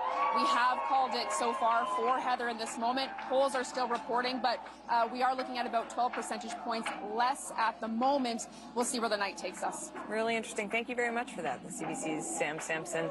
And Rosemary, Heather McPherson saying the future of the NDP is in this room. Pretty noteworthy when they have not right now. They don't have official party status, and the party's leader is in trouble in his own riding. Yeah, and let me show you just that very thing. There you go. Jagmeet Singh continues to trail, continues to be in third place. That's where he's been this night in his riding of Burnaby Central. It had been a concern for the party, and it continues to be so. So we'll see whether Mr. Singh is even able to hang on to his own riding in Burnaby South. And so I'm going to go to Randall Garrison. I brought him out there. So we'll start with the good for you, Heather McPherson. A bit of a star MP for the NDP, frankly. She was re-elected in her riding, but also a loss of Blake Desjardins. And Mr. Singh is in some trouble. What are you thinking tonight? Well, it's obviously not a happy night for New Democrats, but I think what most New Democrats understand is that this is an election where a lot of our traditional supporters held their noses and said we have to vote for the Liberals to keep Pierre Poilievre out and also to have the strongest possible stance against Donald Trump. Yeah. And so they've lent their votes to the Liberal Party this time. But remember, the NDP is still the government in 2 provinces. We're the official opposition in 4 provinces. I still see a path to 12 seats there because the NDP heavily works advanced polls, and everyone knows that. I think we could still end up with 12. I think the Liberals could still end up 12 seats short of a majority. So we could still have a fairly positive outcome. But I'm not trying to say that this is a good night for us. No, you're not going to sugarcoat it. You're a political scientist and recovering politician. Recovering both. So, but I think there's room to rebuild from this. Sure. And that Canadians will remember that Mark Carney is first and foremost a banker and an investment capitalist. And so when it comes time for the Parliament to try and deal with the trouble that Trump is going to cause for ordinary Canadians, there need to be those voices there to say, what are you actually going to do to make it better for ordinary people? And there'll still be at least 9 or 10, if not 12, New Democrats to raise those questions. Do you think, though, that Mr. Singh should have, earlier in the campaign, we talked a lot about how Mr. Poilievre should have pivoted, and who knows if that's actually the truth given where the numbers are. But I wonder whether Mr. Singh should have pivoted earlier, whether he should have not suggested that there was some world in which he was going to be prime minister and should have pushed more for the balance of power and protecting the things that you're talking about. Well, it's a very short campaign we've been in, and so pivoting earlier means a week earlier, maybe? Well, no, starting from that point, maybe. Well, from the beginning, we had no idea what was going on because of Trump. We had no idea what kind of campaign it was going to be. We had no idea that this big shift would be, whether it would be lasting for Carney or whether it was a bump. Yeah. So for the first couple of weeks of the campaign, nobody really knew what was happening. And once we did know what was happening, he did shift very quickly. Right. What happens if he loses a seat? Well, it's always hard for leaders to lose their seat if they want to stay on as leader. And I'm ultra honest. I don't know whether he'll want to stay on as leader if he loses his seat. It's going to be very difficult for him. I know it's been very hard on his family because of the threats that have been made to him. And maybe he won't wish to continue. On the other hand, the advanced polls come through. He still wins his seat. We still another whole thing. So that's a story you can't write yet. No, that's fair. And we'll live to see tomorrow where we actually end up. Okay. Thank you, Randall Garrison. Appreciate you being forthcoming there as well. Donc, Karen, c'est très, très, très serré dans beaucoup de circonscriptions au pays. Quand on voit le résultat. Alors, j'ai ma collègue qui est avec Mme May, Anaïs. Bonjour Patrice, oui, je me trouve à Saanich, Gulf Island avec Madame May. Première entrevue après sa réélection. Madame May, comment vous vous sentez? Oh, je suis tellement heureuse parce que j'ai gagné le siège encore, mais je suis triste évidemment parce que mon collègue et co-chef, John Pednor, n'a pas réussi autrement à cause de la décision de la commission des débats des chefs. Alors avec cette décision, c'est clair actuellement en ce moment que c'est pas possible d'avoir un percé au Québec maintenant. Mais la prochaine fois peut-être, parce que nous sommes en partie avec les politiques importantes pour tous les candidats, particulièrement au Québec. Mais ici, en Saint-Jean-de-Golfe, avec une opposition, avec le vote pour les conservateurs plus haut et aussi pour les libéraux plus haut, et avec une campagne au niveau national comme elle était comme une course des cheval, comme année pour les conservateurs, comme il était une élection pour un premier ministre. Ce n'est pas notre système. Nous ne sommes pas les États-Unis avec 2 partis seulement.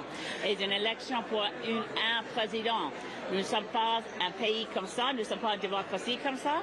Et je suis vraiment fière de mon équipe, mes bénévoles, qui ont fait un job incroyable pour protéger notre siège vert ici à l'île de Vancouver. Et vous avez justement dit, si c'est un gouvernement minoritaire, vous allez vous assurer de garder le gouvernement imputable. Pouvez-vous nous en dire plus?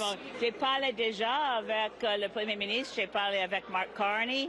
Après, les résultats sont clairs que je serai réélu. Et il est quelqu'un il est un ami de longue date. C'est important d'avoir une approche très forte comme opposition pour protéger notre climat, les droits humains, les choses contre le président des États-Unis, de reste des buts contre les politiques de quelqu'un comme lui, quelqu'un fou.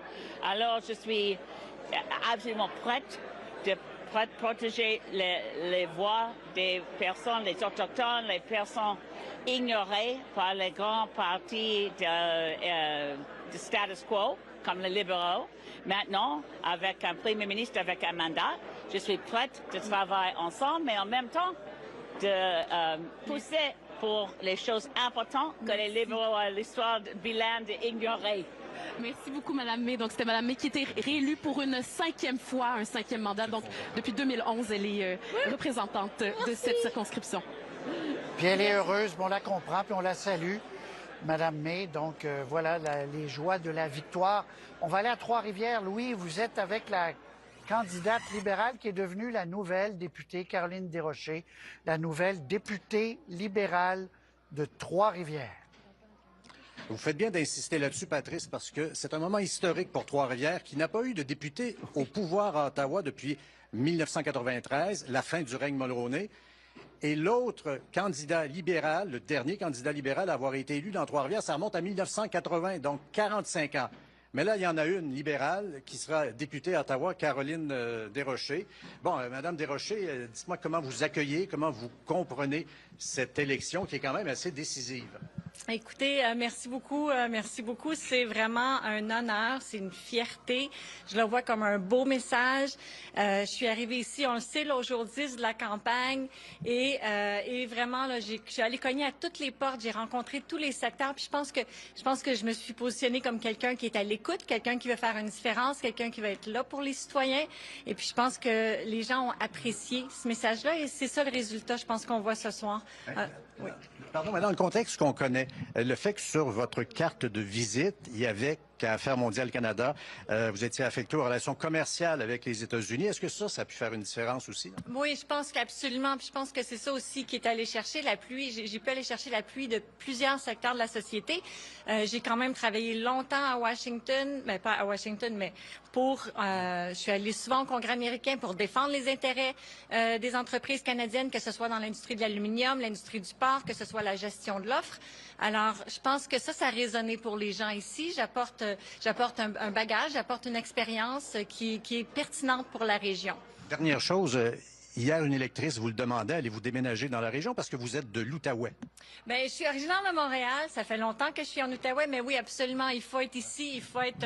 il y a le travail à Ottawa, mais il y a le travail aussi. C'est important d'être près des électeurs pour bien les servir. Merci, Madame la députée, qui est accompagnée d'ailleurs de sa mère. Alors voilà, Patrice, et pour ce qui est d'Yves Lévesque, le conservateur, très, très déçu. Il a dit, j'ai offert ma disponibilité aux électeurs qui l'ont refusé. Maintenant, la porte reste ouverte pour lui d'un retour aux élections municipales, ou à Shawinigan ou à Trois-Rivières. Les deux lui seraient accessibles. Il lâche pas, mais c'est bien. Louis, merci beaucoup. Et on salue la nouvelle députée, on salue sa mère, on salue tout le monde à Trois-Rivières. Merci de ce contexte. Alors, on va faire un certain nombre d'élus. Burlington, Karina Gould, qui est réélue donc dans Burlington. Depuis 1984, Burlington vote du bon côté, vote pour le gouvernement. C'est la circonscription baromètre au pays. Ah oui.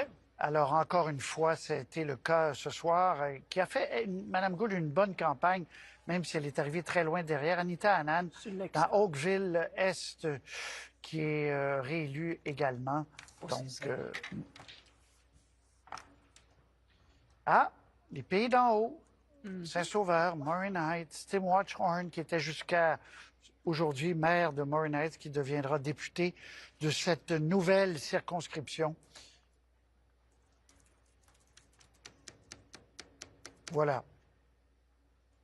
Donc, on est à 160, 151. Je reprends, je fais du pouce sur ce que vous disiez, Jean-François, tout à l'heure. Je vais vous entendre chacun.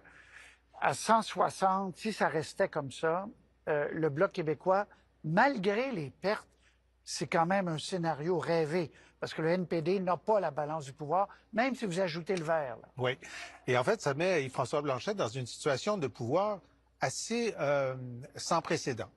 Parce que, donc, il devra doser le niveau de sa menace de faire tomber le gouvernement, ce qui est toujours le cas quand on a la balance du pouvoir. Alors, évidemment, il y a le numéro de cellulaire de M. Carney. M. Carney, peut-être, j'espère qu'il lui a donné le vrai, parce que ça arrive qu'on nous donne des faux numéros. Je ne sais pas si ça vous est arrivé, Patrice. Non. Oui, bon. Pourtant, je vous avais donné mon faux numéro. Mais écoutez, quand est-ce qu'il va utiliser l'arme atomique? Est-ce que c'est si, dans la négociation commerciale, il y a un largage de la gestion de l'offre? Est-ce que c'est parce que M. Carney s'entête à convaincre la Cour suprême d'empêcher le Québec d'utiliser la clause dérogatoire? Est-ce que c'est sur autre chose?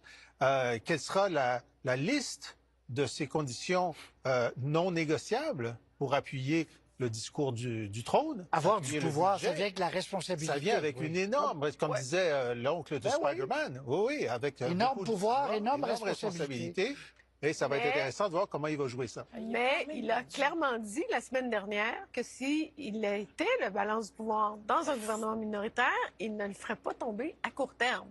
Et moi, je pense qu'il y aurait intérêt à ne pas le faire. Je pense qu'au contraire, il pourrait, puis surtout avec M. Carney, je crois qu'il serait capable de négocier effectivement des choses pour le Québec et de, en tout cas, certainement, convaincre M. Carney, par exemple, sur la gestion de l'offre ou sur d'autres choses. Alors moi, je pense qu'il est gagnant en ne faisant pas tomber le... Mais je vous rajoute un élément, ce qui va mettre encore davantage en furie l'Alberta. Oui.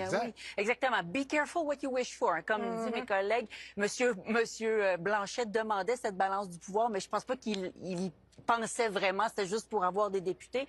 Là, il l'obtient probablement. Balance du pouvoir qu'il avait techniquement et en 2019 et en 2021, mais qui était complètement inefficace, ineffective, parce que les libéraux voulaient toujours être avec le NPD. Et là, je me demande, je parlais tout à l'heure de cette colère de l'Ouest face à un 4e mandat libéral trop à gauche, parce qu'on était accoquinés avec le NPD. Ben, je me demande quelle sera cette colère quand on va voir qu'on s'accoquine avec des séparatistes. Énorme. Exact. Il y a quelque chose là, à l'horizon, dans la fracture canadienne. La fracture, c'était une des questions du débat, la fracture canadienne, parce que ça risque de réagir en Alberta. Parce que là, le NPD ne peut pas avoir la balance du pouvoir. Si les chiffres ne bougent pas, c'est une pomme empoisonnée pour les libéraux. Parce que dès qu'ils vont faire une entente avec les bloquistes, les conservateurs, les néo-démocrates et même les Verts vont dire, vous voyez, il s'allie avec le diable, parce que dans le reste du Canada, les bloquistes ne devraient même pas être à Ottawa. Ils sont souverainistes, ne devraient pas être à la Chambre des communes. Et donc, ça va être compliqué pour les libéraux de se maintenir au pouvoir aussi longtemps qu'ils ont été capables de le faire avec le NPD, où il y avait une alliance là, qui était naturelle. Sur beaucoup de politiques publiques, les libéraux et les bloquistes sont capables de s'entendre. C'est dans le symbole que ça va envoyer à chaque fois, si on s'entend, que là, ça va grincer des dents ailleurs. Pour Mark Carney, ça va être compliqué. Oui, il y a la vraie vie là-dedans. Puis la vraie vie, là, c'est mettre au défi les partis d'opposition de traverser. Moi, j'étais dans un gouvernement minoritaire. On n'a pas fait d'alliance et on s'est entendu pour faire adopter nos projets de loi à la pièce, en consultant les gens. Les gens disaient oui, non, peut-être, négocier avec le 3e, le 6e, puis on a avancé comme ça. On n'était pas brillants, mais c'est comme ça qu'on l'a pris. Vous étiez un nouveau gouvernement. Mais lui, c'est pareil, là, c'est un 4e mandat. Oui, mais tu es un nouveau premier ministre. Exactement. Ça va dépendre de M. Carney. C'est lui qui va avoir... Bien brave, Patrice. Tout à fait. Bien brave, le chef qui va faire trébucher M. Carney dans les premiers mois, nous faire retourner, dépenser 45 millions bien brave. François, je vais entendre François. Tout vient de perdre 9 comtés. Tout dépend de l'enjeu. On n'en parle pas de ça. Et là, on est dans le compte à rebours pour l'élection québécoise de 2026. Ça compte. Françoise, sur cette question-là. Michael touche un point auquel j'allais aborder. Arrêtez-moi ça, le Bloc gagne rien ce soir. Il perd 9 sièges sur 33. Il sauve les meubles, je suis d'accord. Mais après ça, on se transpose du côté de Mark Carney. Dans ce contexte-là, puis avec la difficulté en termes d'image par rapport à l'Ouest, il y a du travail à faire, Mark Carney. Là, mais moi, je suis pas d'accord. François, c'est comme votre vague orange de 2011. Ah oui, vous aviez plein de députés, mais ça a donné absolument rien. On est en situation majoritaire. Vous avez eu au NPD beaucoup plus de pouvoir avec votre vingtaine de sièges en situation minoritaire. Alors, des fois, on peut avoir moins de sièges, comme c'est le cas du Bloc, et gagner plus de pouvoir. C'est exactement ce qui se produit. Je dis pas le contraire. Là, ce que je dis, c'est premièrement, là, le Bloc doit quand même réaliser qu'il a perdu 9 sièges. Ah oui, bien sûr. Alors, quand tu regardes en pourcentage, il a perdu quantitativement, mais il a gagné qualitativement. Au Parlement. La différence. Il a gagné plus de pouvoir. Même en ayant perdu 9 sièges, il va avoir plus de pouvoir. Sauf si le gouvernement décide de ne pas rien faire avec eux. Il n'y a pas le choix. Il n'y a pas le choix. Il n'y a pas de majorité. Il y a le choix, Jean-François, je m'excuse. Il y a le choix de caler le bluff. Il y a le choix de caler le bluff. Mais à l'approche de 2026, caler le bluff sur une question identitaire. Ah ben là, ça va dépendre des... Très bien, Louis. Est-ce que M. Carney, est-ce qu'on va l'entendre avant demain matin? The first question, will he be in the House of Commons? Yes. Because I keep looking at those results in Carleton, and I'm waiting for them to find the stack of votes that puts him back on top. Yeah. There are still lots of polls in Carleton that have not been counted. But he has not led that race yet. Oh, he is significantly behind. It's not a close race at this point. Yeah.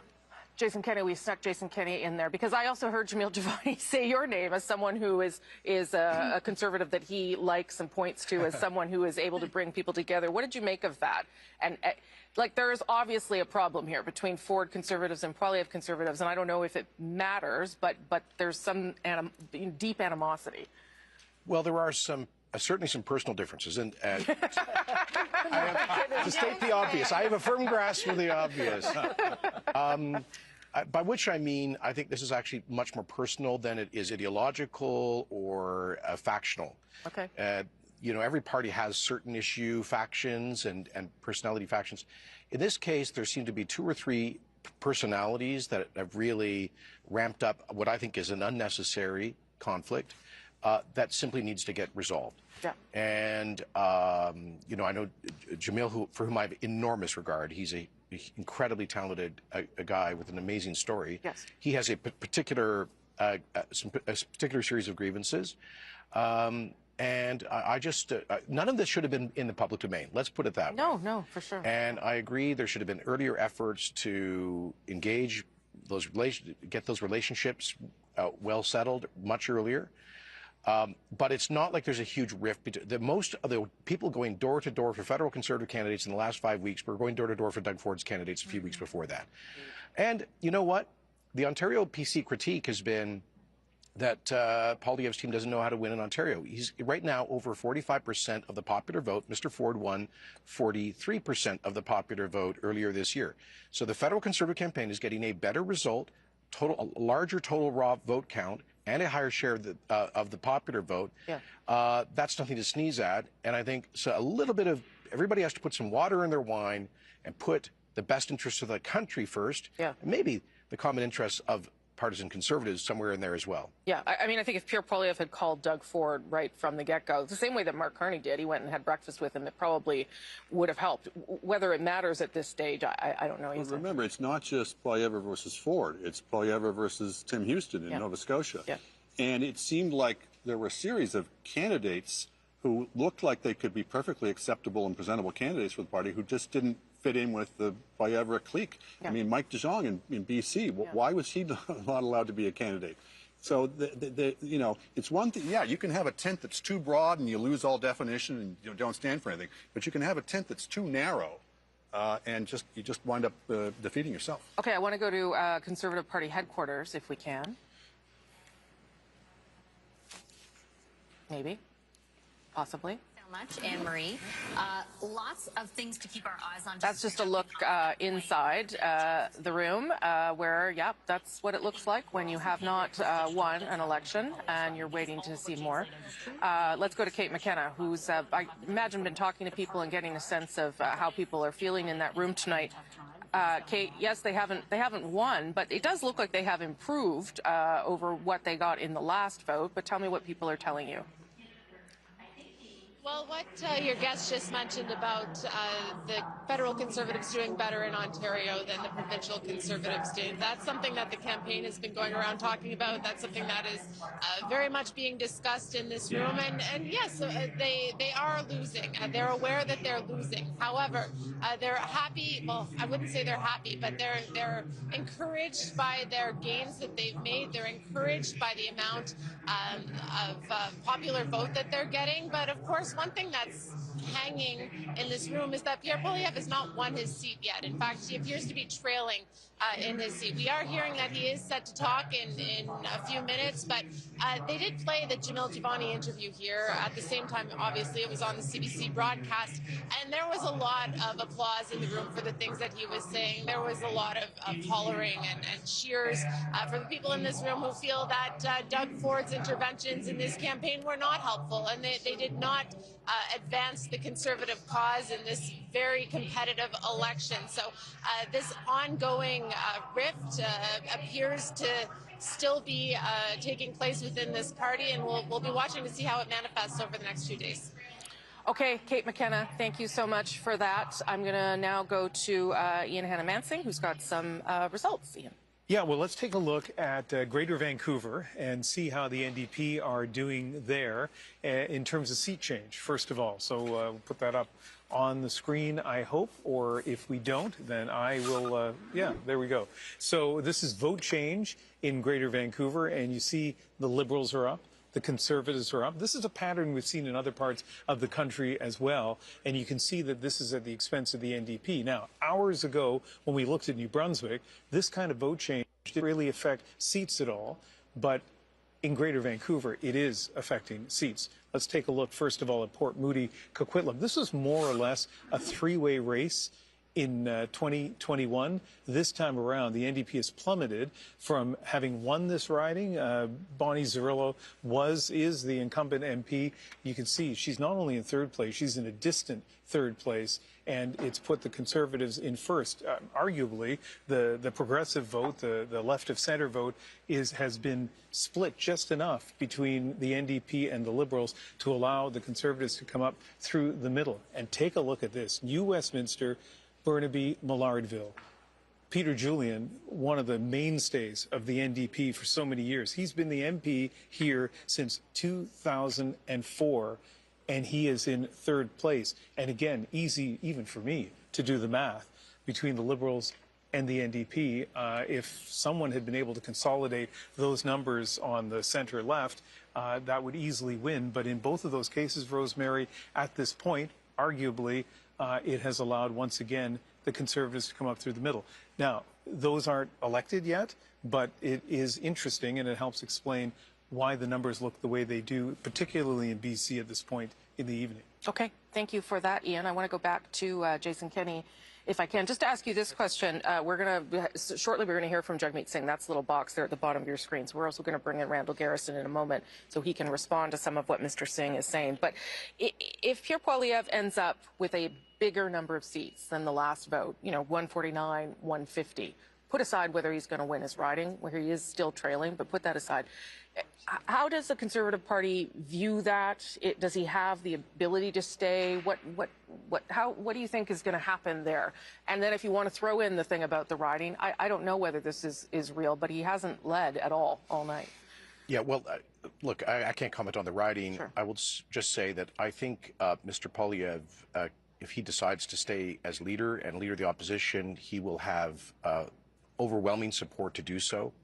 I don't see a faction or group within the party egging for a new leadership. I think the party realizes changing leaders every 3 or 4 years is counterproductive. And I think, on the merits here, right now, 42% of the popular vote nationally. The last time the Conservatives achieved that was under Brian Mulroney 37 years ago in 1988.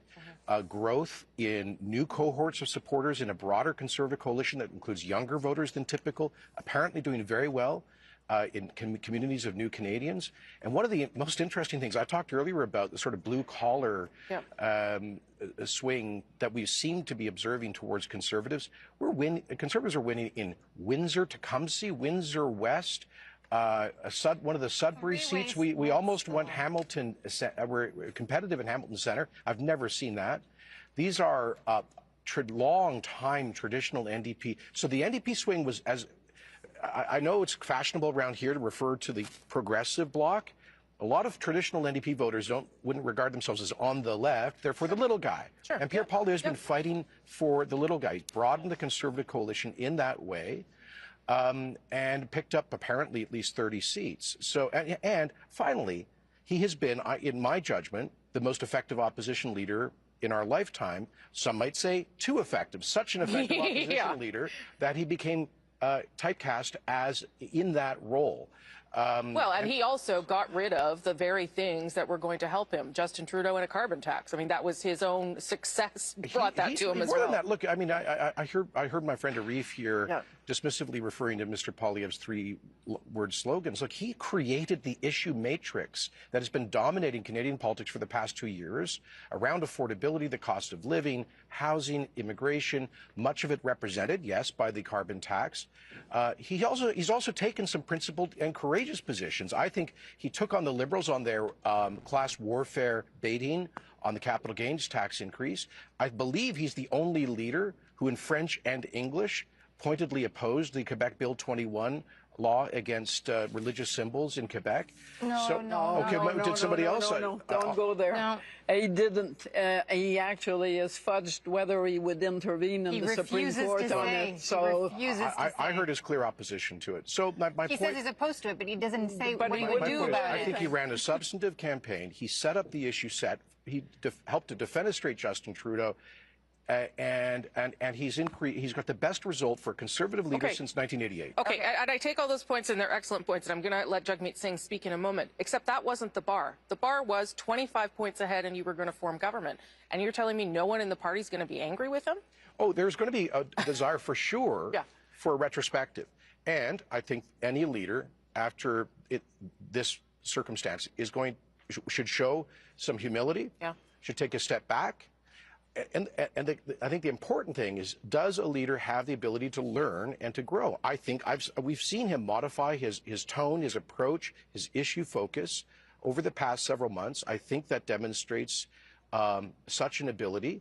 He'll have to demonstrate that to the party, but I don't see anybody gunning for his job. Yeah, I'm not saying his leadership's in any trouble, but he needs to reflect on why he's not going to be prime minister tomorrow, because a large part of it was the leadership. The leader was the biggest liability for the party. The strategy that the party pursued, at least for the first part of the campaign, was clearly wrong. He bears responsibility for that. So he should clearly have to answer some questions to the party. It's also very dangerous to take for granted for both the Liberals and the Conservatives that the NDP weakness in this election is something that will be permanent. On the contrary, I don't know what Mr. Singh is going to say, but at this point, it's not really hard to imagine that it could be stronger with a stronger leader than it has been over the past 3 elections. Althea? Well, the ridings that you mentioned are three-way races, that they're not, that the Conservatives got in through the middle because of the progressive vote splitting.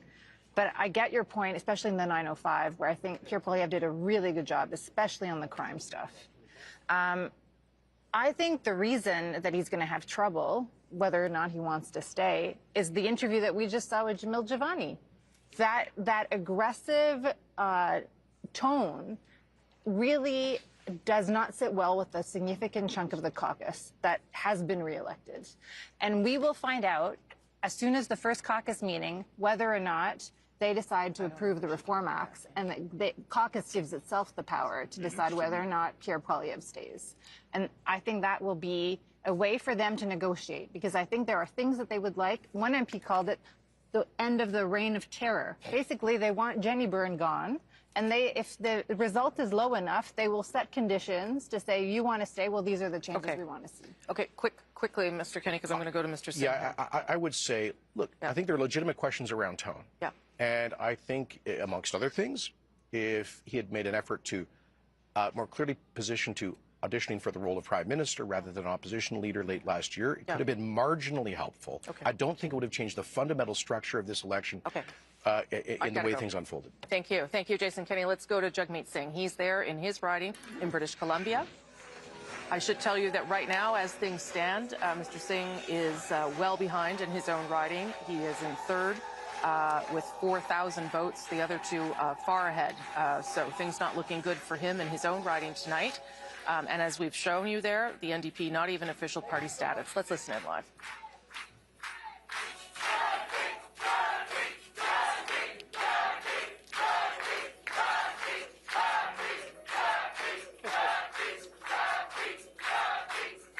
Thank you.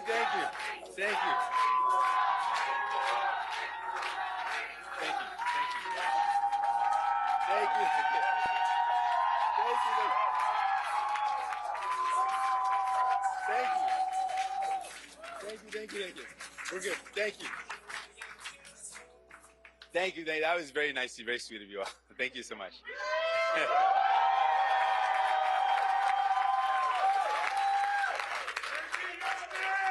You're gonna get me all choked up here, guys.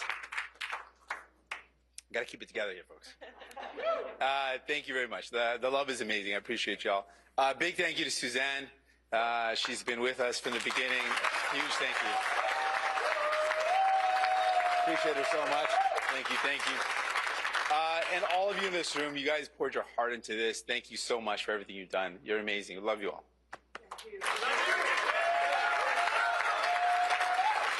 And I know in election parties, night parties across the country, people are gathered. I want to thank them all for all their hard work. They're amazing people gathered together across the country.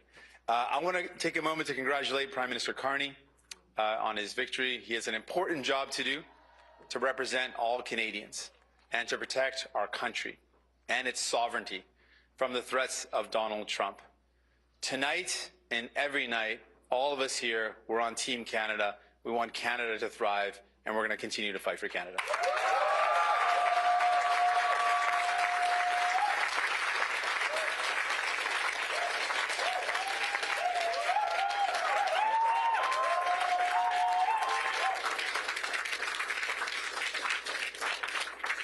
I want to congratulate all the other leaders on a hard-fought campaign.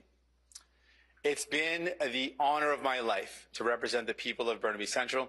Tonight they chose, thank you.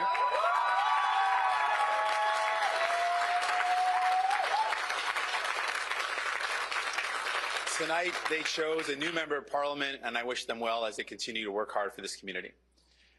Obviously, I know this night is a disappointing night for New Democrats. We had really good candidates that lost tonight.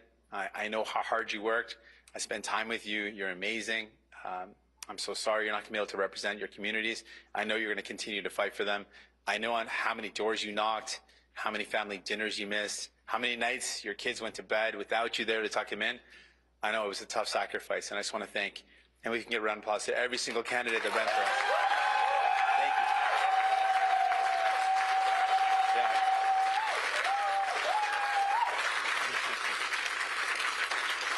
Thank all those incredible candidates and their incredible teams, because no candidate can do it without a team. The volunteers, the staff, thank you to all those candidates and their incredible staffs. One more time.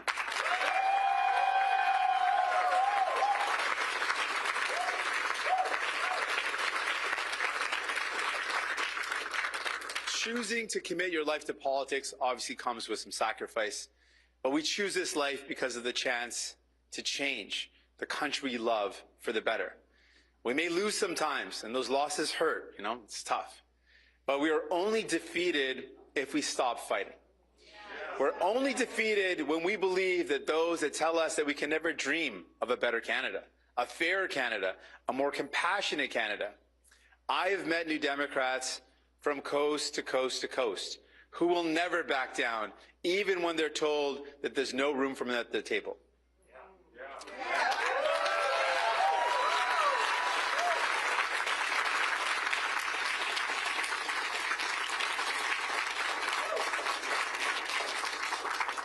We make room for everyone because we believe that there is enough wealth in Canada for all of us to live the life that we deserve.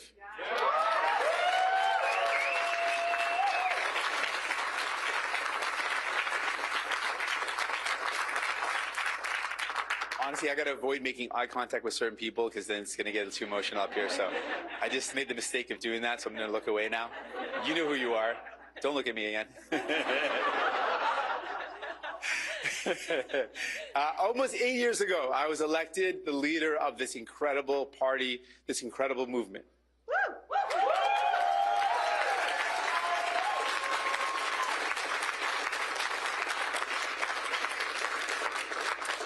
I've worked really hard to be worthy of this trust, to live up to the legacy of our movement. Hold on a sec, I guess.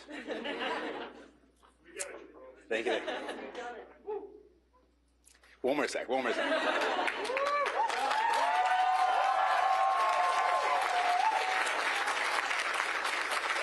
Tonight, I've been informed a party leader that I'll be stepping down as party leader as soon as an interim leader can be appointed. Now, I could not have done this incredible job without, here's a point, give me a second to break down a bit. I couldn't have done it without the incredible support of my wife, Kirkinen.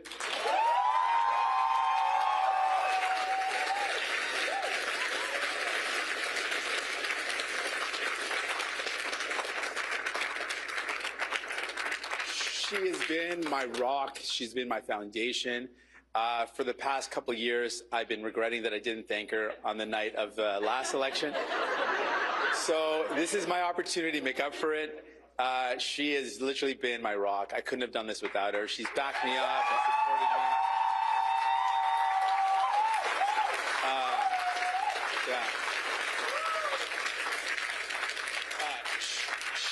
me. She has made so many sacrifices. She convinced me that she's enjoyed them all, but I don't know. But she's amazing. I'm just so thankful. Thanks for being on this journey. I'm going to give you a hug. Hold on.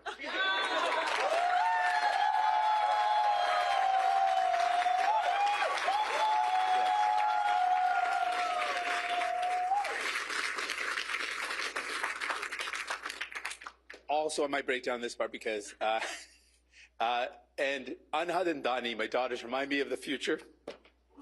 God damn it, that we are fighting for.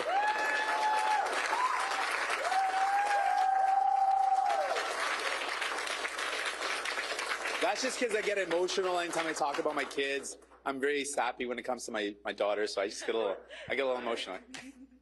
I've also been supported by my family, and I got to thank my parents who are here today. They're amazing. Love you both.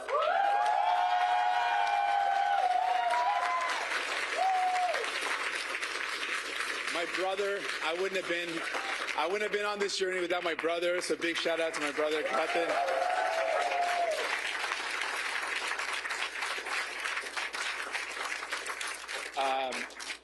And honestly, this may sound funny, but my in-laws, I literally couldn't have done this without my in-laws.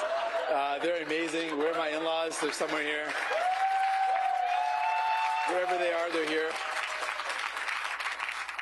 I wanted to look at them and point at them too. Oh, there they are. Yeah, I couldn't have done it without them. Literally, if you're a parent, you know how important your parents are, and your in-laws too, it turns out. So, huge thank you. They've supported us. They've kept me grounded, given us great advice. I'm so thankful to my family. You can't do this work without great people, and you can't do this without a great family supporting you. So, thank you to my family.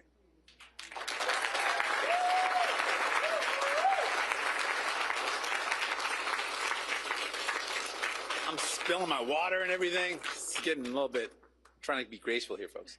I also want to thank my NDP caucus. This is a team that together we brought historic change for people. We brought real change to the lives of Canadians. I know that people are concretely better off because of our work over the last 8 years, and no election result will ever diminish that. So thank you to my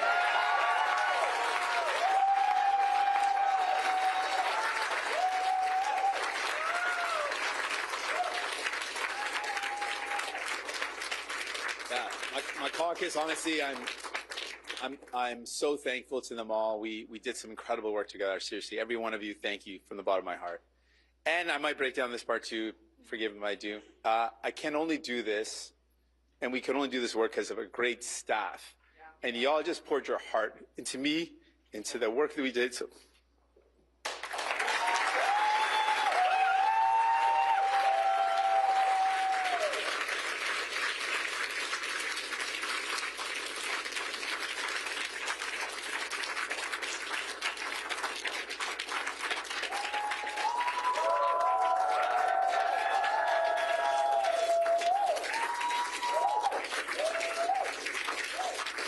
It's a good thing that there's water here. This water is very strategically placed for me, so it's very, very lucky that I have. I might need a couple more glasses, so just if anyone can help me out on that, that'd be great.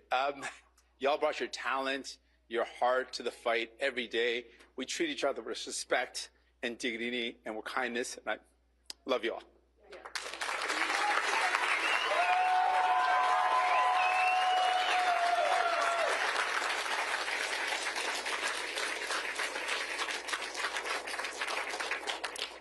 All right. We're almost there, folks. I got a couple other things I really want to get off my chest here. One other thing is, nothing's too spicy. It's just good stuff. I often speak about something my mom taught me. It's a Sikh teaching of Chardi Kala. And this is something fundamental to who I am. And it means, the words break down. Chardi means rising, and Kala means spirits. And it's something that it captures a big part of who I am. And it's the idea that in the fight for justice, in the fight for fairness, in the fight that we fight, we want to have optimism in the face of struggle. We want to have a defiant optimism. It's like this eternal resilience. And this is the spirit that I carry tonight. Obviously, I'm disappointed that we could not win more seats. But I'm not disappointed in our movement. I'm hopeful for our party. I know that we will always choose hope over fear, and optimism over despair, and unity over hate. New Democrats literally built this country.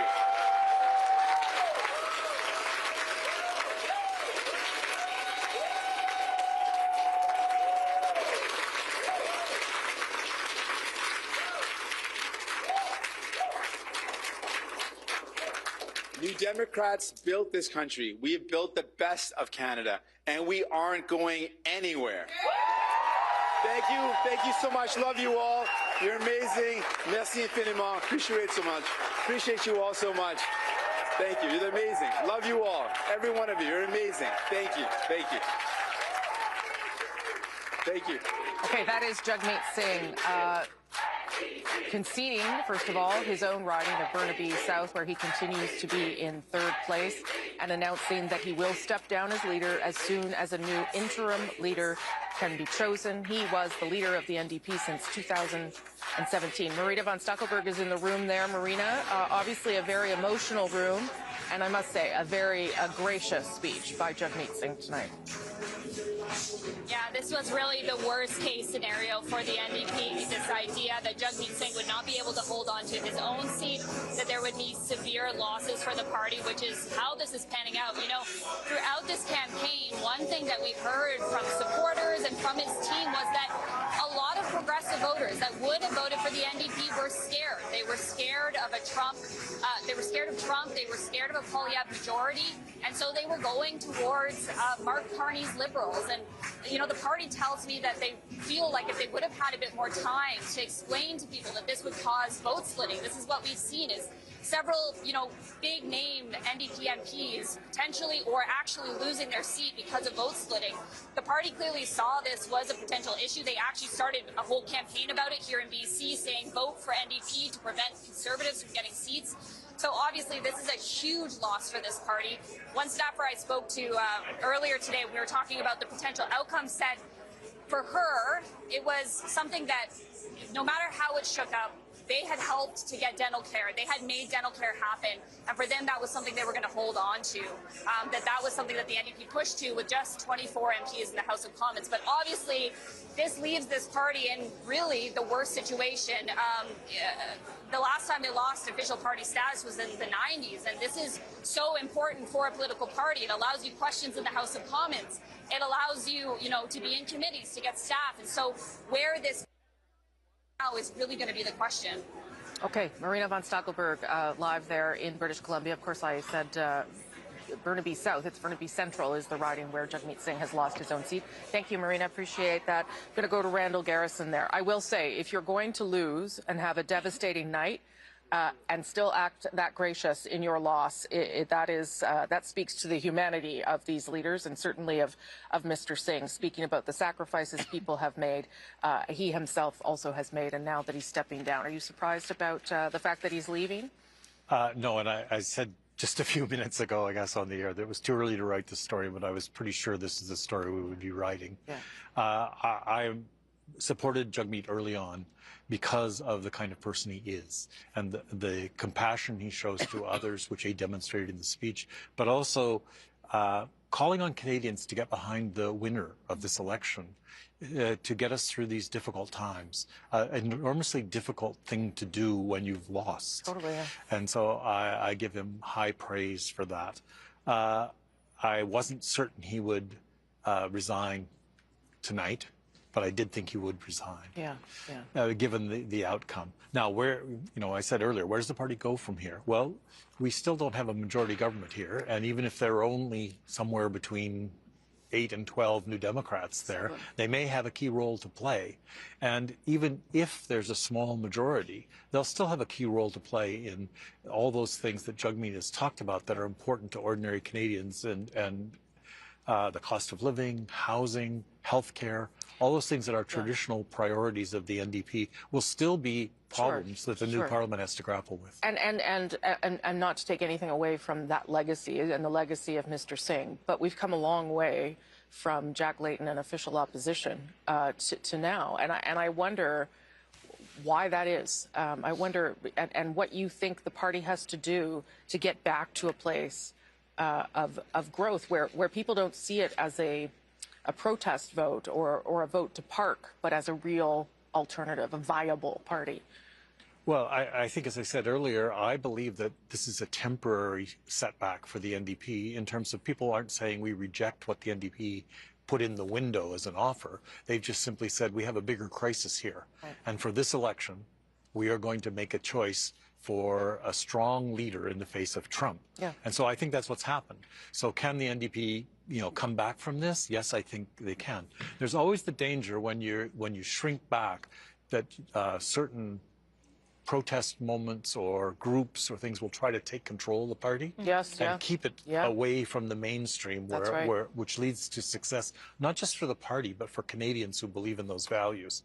And so I think that will be a challenge for the party in its reduced circumstances. Yeah. But I have no doubt that we'll meet that challenge and be able to move forward probably as soon as the next election, which may be very soon, if this is indeed a minority government. Randall Garrison, thank you for coming all the way from British Columbia to help us with our coverage. I know it's not fun to have a disappointing night and have to talk about it, but you also were very gracious. It is not, and thank you for the opportunity to be here. Apart from the obviously bad outcome, it's been fun. Okay. Good. Other than that, yeah. Appreciate that, Randall. Thank you. Yes, David. Rosie, I'm just getting word from the Liberal campaign that Mark Carney intends to speak in the next 30 minutes. So we should hear from him in the next 30 minutes or so on wherever this is going to end up tonight. Okay, and there on the bottom of your screen there in that small box is Pierre Poilievre's headquarters, the Conservative headquarters. We are going to hear from him in just moments. And there he is with his wife, Anna Poilievre, who has been by his side throughout this campaign, really a vital part of the campaign to try and get people's support and to show a more personal side of him. Let me show you where Pierre Poilievre is in his riding of Carleton at this hour. Remember, unusual things going on in that riding because of the longest ballot campaign. There are 91 people on the ballot, but Pierre Poilievre has not led once in the course of this evening in his own riding. And the Liberal there, Bruce Fanjoy, is ahead by more than 2,000 votes. So that is something to watch for sure. Not calling anything there, but not very encouraging for Mr. Poilievre tonight. Let's listen in. Merci. Merci, Thank you. chers Canadiens. Dear Canadians, Je vous aime aussi. I love you too. Thank you, thank you, thank you. It's with profound gratitude that I stand before you today at the moment of this historic election. Because only in Canada could the story that Anna and I bring to the stage be possible. Adopted son of school teachers and a Venezuelan refugee, stand on this stage in front of our proud country, offering ourselves up to serve for the future. After millions of people have shown up and marked their X, spoken their voice, and exercised their democratic rights. We could not be more proud. We could not be more grateful for the opportunity the Canadians have given us.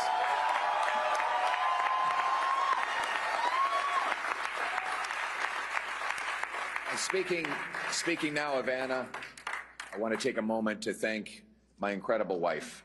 She's been by my side. She's my rock. I love and cherish you and our little ones more than you'll ever know. And I could not have done any of this without you. Thank you so much. I love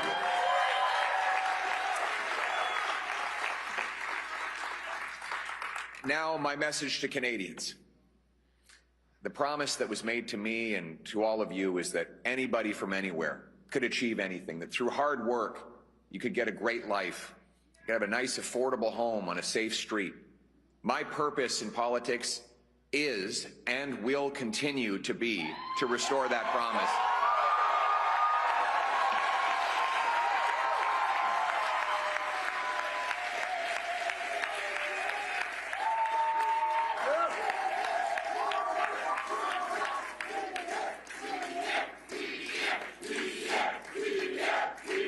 Thank you.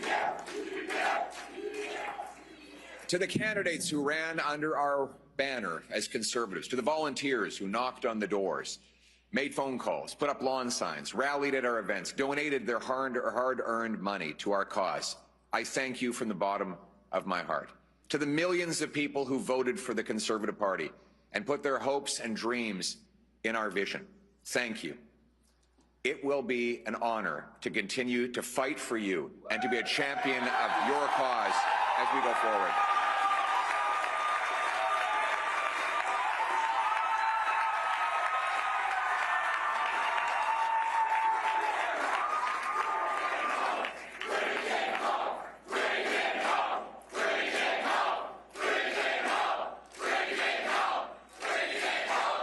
Ça serait un grand honneur de continuer de me it would be a great honor to continue to fight for you because it has been an honor to be your voice, to fight for conservative values, the values for which you voted, and it will be an honor to continue to try and restore the promise of Canada, that anyone who works hard can have a great life in an affordable home, in a safe community. That is our vision, and we will bring it home.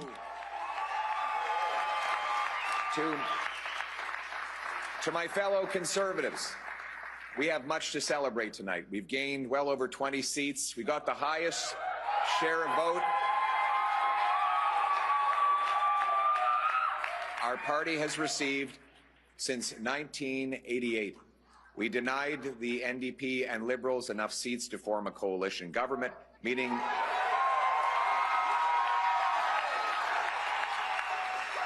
and we did all of this in a very difficult.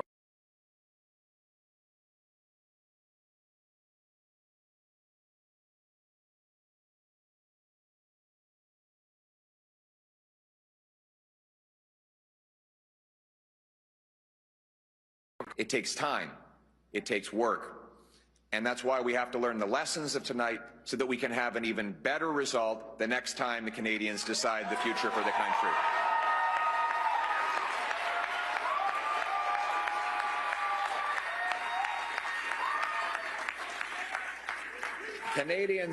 Canadians have opted for a razor-thin minority government, a virtual tie in the vote count.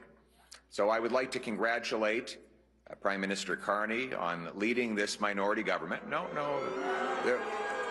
We'll have plenty of opportunity to debate and disagree, but tonight we come together as Canadians. We will do our job. Yes, we will do our job to hold the government to account. But first, we congratulate people from all political backgrounds on participating in the democratic process. And as I said, while we will do our constitutional duty of holding government to account and proposing better alternatives, we will always put Canada first as we stare down tariffs and other irresponsible threats from President Trump. Conservatives will work with the Prime Minister and all parties with the common goal of defending Canada's interests and getting a new trade deal that puts these tariffs behind us while protecting our sovereignty and the Canadian people.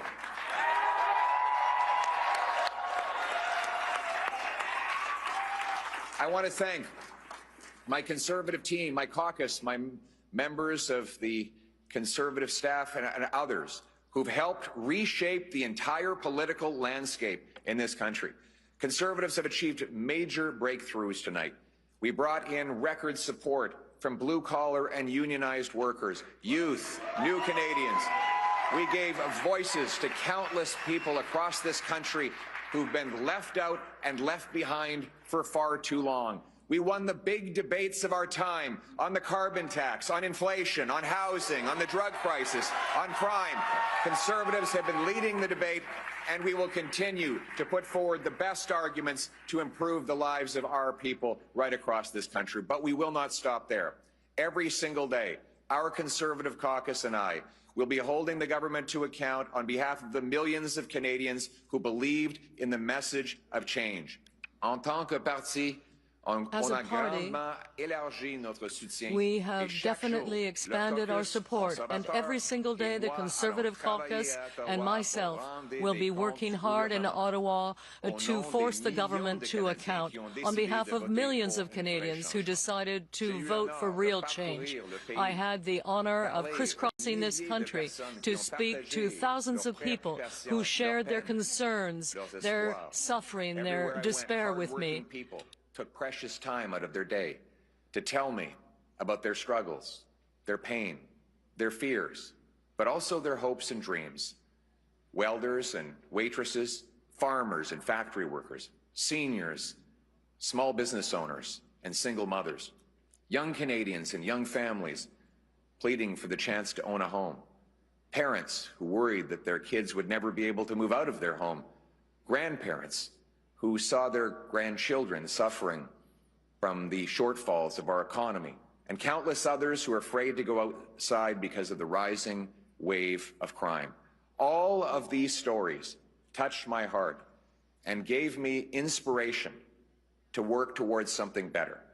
These people continue to need voices, and I will continue to fight for them every day, and every day we will never give up on fighting for the Canadian people.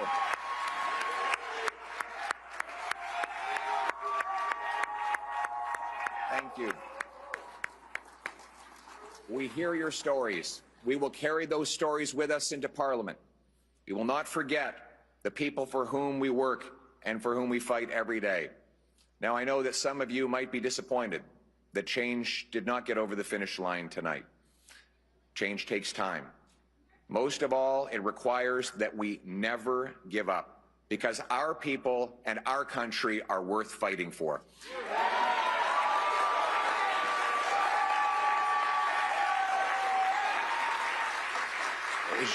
Je vous ai entendu.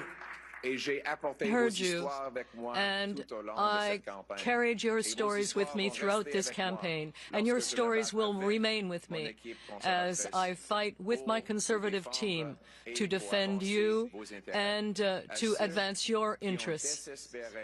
To those who desperately need change, I know that you're disappointed. Change is difficult and it takes time, particularly because we must now never stop. The people of Canada deserve that we continue to fight for them. Who voted for other parties. And so, my message tonight, for the single mother working 2 jobs but still has an empty fridge and an empty bank account, for the young people who despair at never being able to afford a home, for the seniors on fixed incomes whose savings are eroded by inflation and no longer feel safe in their local neighborhood parks, for those who are now living in fear and terror because of crime, for those worried about losing their jobs because of unacceptable tariffs from the United States of America, for all of those who feel left behind and forgotten, my message is one of hope. Change will take time, but we will fight for that change, and we will deliver that change, and we will never give up on fighting for the great Canadian promise that anyone from anywhere can achieve anything, that hard work gets you a great life in a beautiful house on a safe street protected by our brave troops under our proud flag. Canada first, Canada always. Let's bring it home. Thank you very much, Canada. Merci beaucoup, Canada. Yeah, we fight for what's right. We're wild and we're free from the mountains.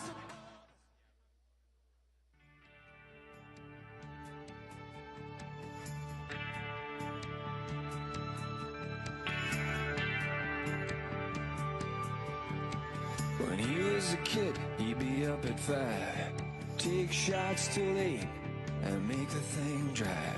Out after school and back on ice. That was his life.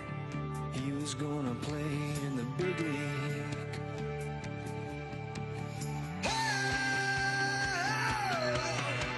The big league.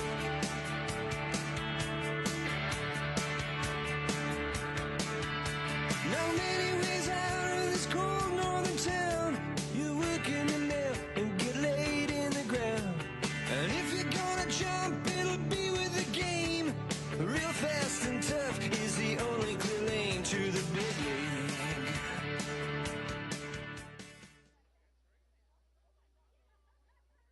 In first place, Mark Carney with 131,674 votes. Vive le Canada! Mark Carney n'a pas perdu de temps après son entrée en poste pour abolir la tarification fédérale sur le carbone.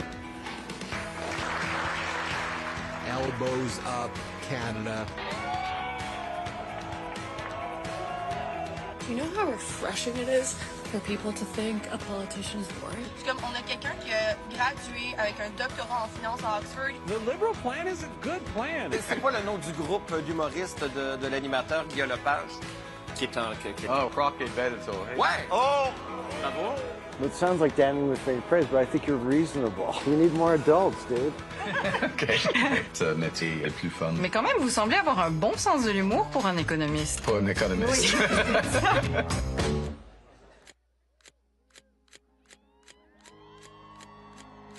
Nous avons une stratégie très claire. Nos contre-tarifs auront un impact maximal aux États-Unis et minimal ici au Canada. We do have some breaking news out of Canada. Prime Minister there, Mark Carney, delivering a response. In a crisis, it's important to come together And it's essential to act with purpose and with force. And that's what we will do. Monsieur Carney, est-ce qu'on veut devenir le 51e État des États-Unis? Jamais.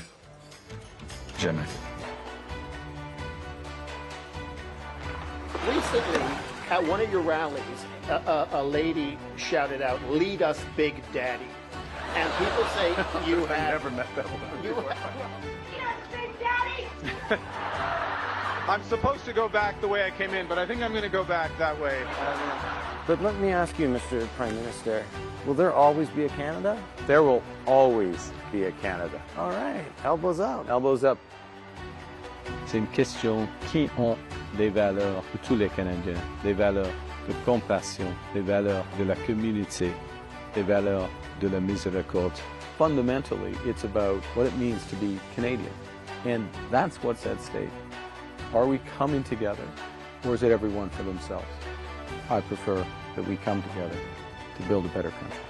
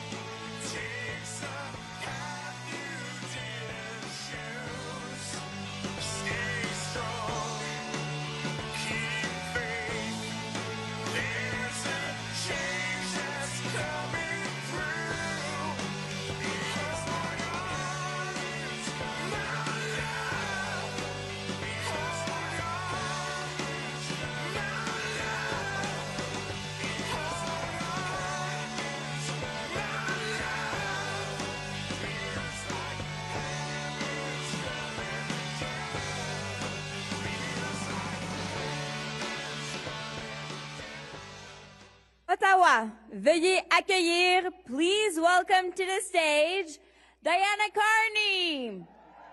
Ici la terre est grande, ici la pluie de noir.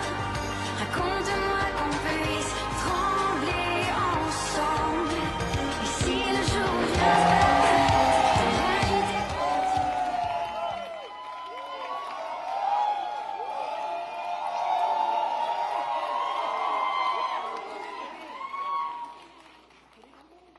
Good evening, Canada.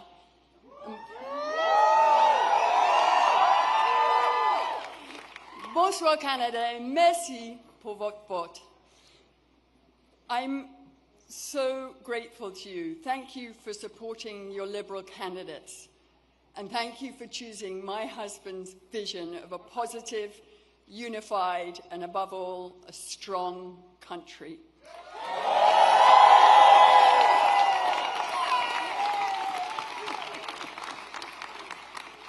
Over the past few weeks, Mark and I have had the enormous privilege of meeting so many people across this great country. Everywhere we've visited, we've been energized by the passion, the commitment, and the kindness and belief that we have encountered, not to mention the beauty and diversity of this amazing country. As we've traced a path from winter into spring,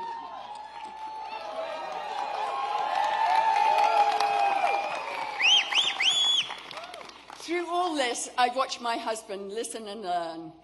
I've watched him inspire confidence and take on new skills. But most of all, I've seen him remain true to what he's always been: consistent, compassionate, loyal, and driven by an exceptionally strong set of values.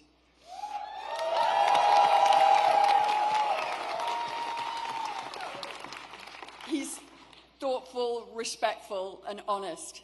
And I think and hope that you now have come to appreciate that alongside his capacity for dealing with the most serious of matters, he has a great mind for trivia, a wicked sense of humor, and a wonderful smile. He's been that way since our very first date, back when we were young grad students, when we went to that dinner, and he said to me, he stopped the conversation, and he said to me, "I want you to know I'm committed to move back to Canada and to work in the public service." So here we are.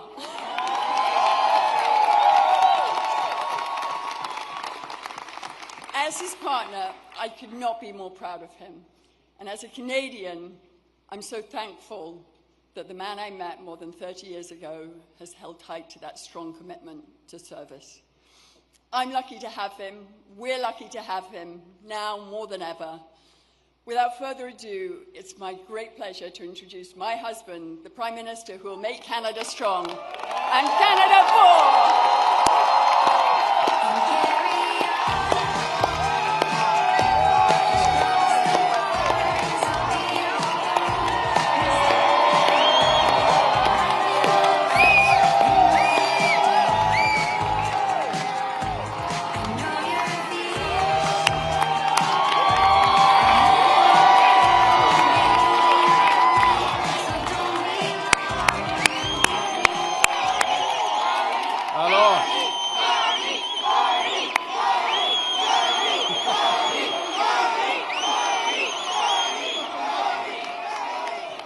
That is Nepean. That is the spirit of Nepean behind me right there. Thank you. Bonsoir tout le monde. Bonsoir. Oh, quel bonsoir. C'est un bon bonsoir. I have a question. Who's ready? Who's ready? Who's ready to stand up for Canada with me?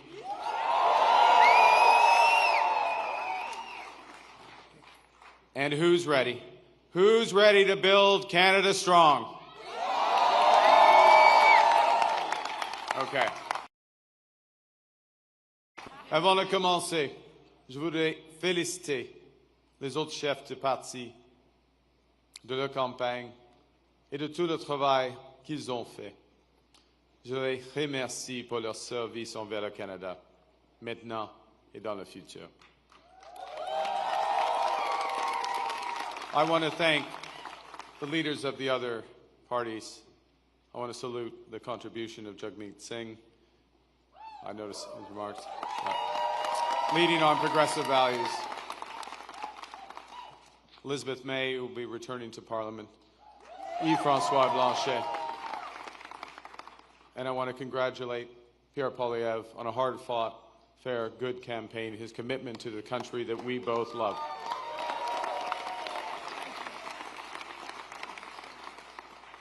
They all have many, many more contributions to our land. Thank you, Diana. Thank you, Diana, for your work on this campaign. Thank you, Diana, for the commitment and compassion you bring to everything that you do. Tonight simply would not have been possible without you and without the support of our 4 children who inspire me to service every single day.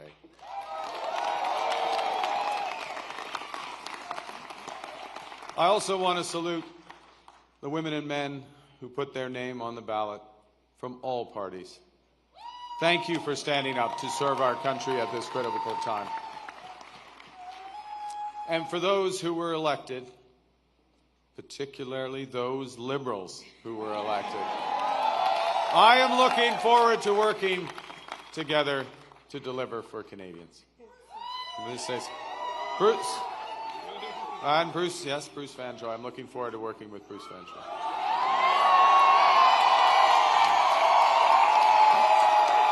Fantastic. He will be a great MP. We're going to have fun tonight. Yes, we're going to have fun. Bien sûr, je tiens à remercier les milliers de bénévoles ici ce soir et à travers le pays qui ont donné de leur temps pour cogner au port, pour faire des appels, pour échanger avec leurs voisins et les membres de leur communauté, pour nous donner un gouvernement fort. Ouais, c'est ça. You know, I chose to enter politics because I felt we needed big changes in this country. But big changes guided by strong Canadian values. Values that I learned at the dinner table from my parents, Bob and Verley, and from my siblings. I appreciate this more in retrospect from my siblings. My siblings, Brenda, Sean, and Brian. Values that I learned on the ice from my coaches. Values that have been reinforced as I've met with Canadians across this great country. And those include 3 values that I want to highlight this evening. Humility. It's Canada after all. Ambition. It's Canada after all. And unity. It's Canada.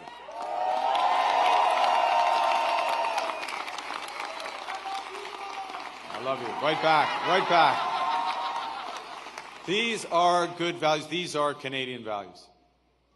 Values that I will do my best. I'm just getting worked up here. These are values that I will do my best to uphold every day as your Prime Minister. You betcha.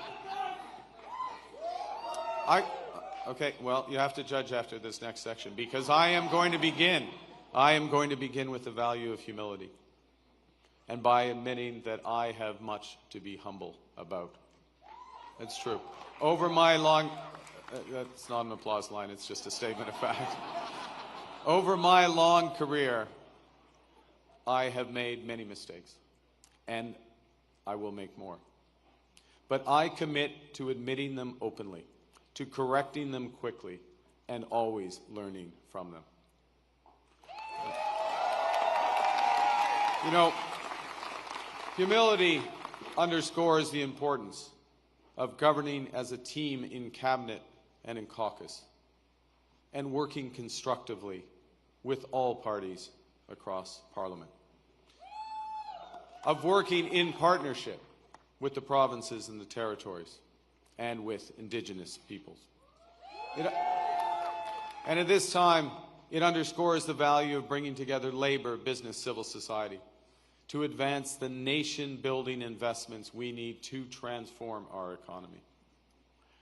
Humility is also about recognizing that one of the responsibilities of government is to prepare for the worst, not hope for the best. As I've been warning for months, America wants our land, our resources, our water, our country. Never. But these are not idle threats. President Trump is trying to break us so that America can own us. That will never ever happen. But we also must recognize the reality that our world has fundamentally changed. There is also, for me, as I stand before you this evening, humility in recognizing that, well, many have chosen to place your trust in me, trust in the Liberal Party. Millions of our fellow citizens preferred a different outcome. And my message to every Canadian is this: no matter where you live, no matter what language you speak, no matter how you voted, I will always do my best to represent everyone who calls Canada home.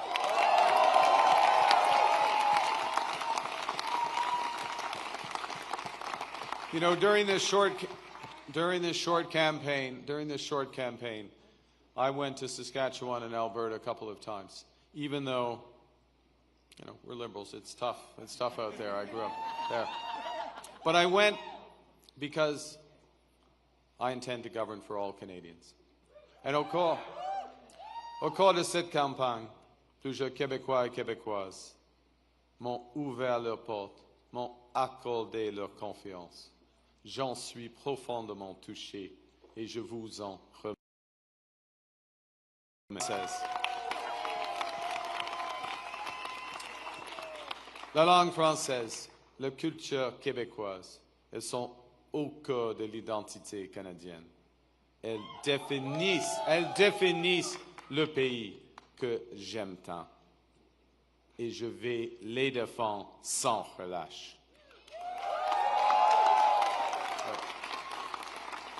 Avec la forte équipe de députés québécois que vous venez d'envoyer à Ottawa, nous allons faire en sorte que le Québec continue de prospérer au sein de Canada fort.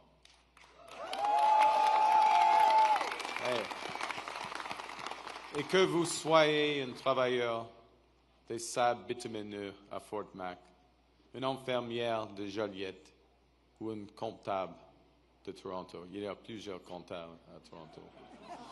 Mon gouvernement va travailler pour vous tous. So, as we come here after this most consequential election, let's put an end to the division and anger of the past. We are all Canadian, and my government will work for and with everyone.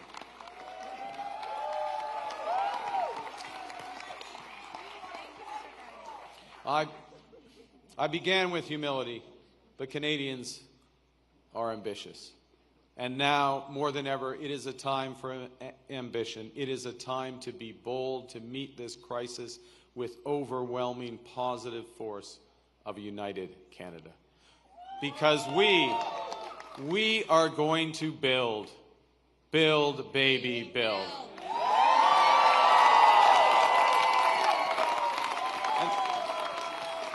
Exactly. Throughout, we're building now. We've gotten over that bit. Throughout our history, there have been turning points. Throughout our history, there have been turning points when the world's fortunes were in the balance. That was the case at the start of the Second World War, just as it was at the end of the Cold War. And each time, Canada chose to step up, to assert ourselves as a free, sovereign, and ambitious nation, to lead the path of democracy and freedom, and, because we are Canadian, to do so with compassion and generosity.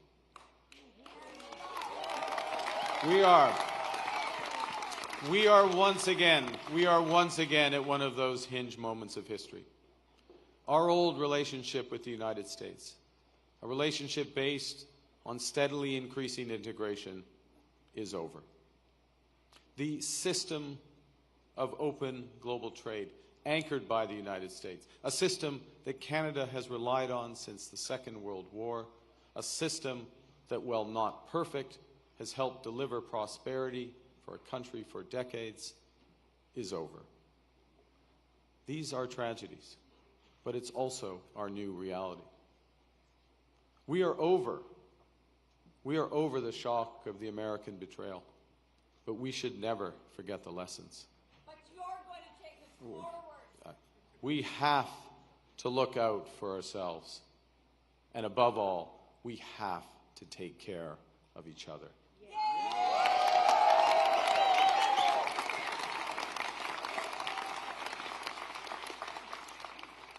When I sit down with President Trump, it will be to discuss the future economic and security relationship between two sovereign nations. And it will be with our full knowledge that we have many, many other options than the United States to build prosperity for all Canadians.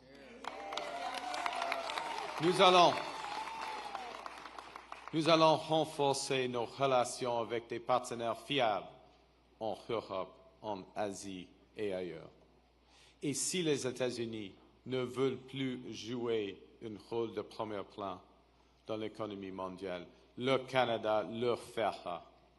We will lead, not the Americans. Nous sommes maîtres chez nous.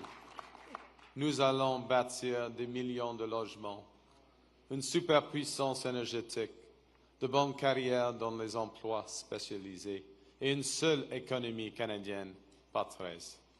We will chart a new path forward because this is Canada and we decide what happens here.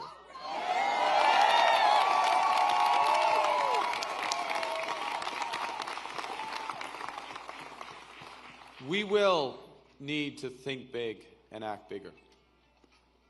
Your phone's ringing. Sorry, just okay. All right. Just hang on. It's okay? Yeah. It might be important. I don't know. We will need to do things previously thought impossible at speeds we haven't seen in generations. It's time to build twice as many homes every year with an entirely new housing industry using Canadian technology, Canadian skilled workers, Canadian lumber.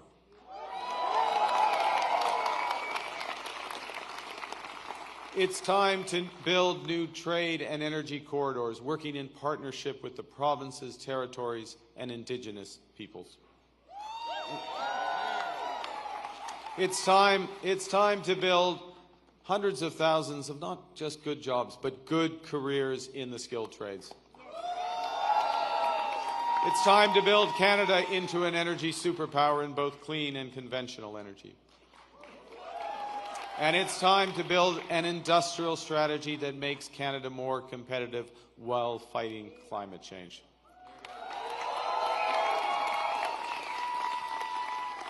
We will build one Canadian economy, not 13, with a government committed to free trade in Canada by Canada Day. The point is that we can give ourselves far more than the Americans can ever take away. But even given that, I want to be clear. The coming days and months will be challenging, and they will call for some sacrifices. But we will share those sacrifices by supporting our workers and our businesses.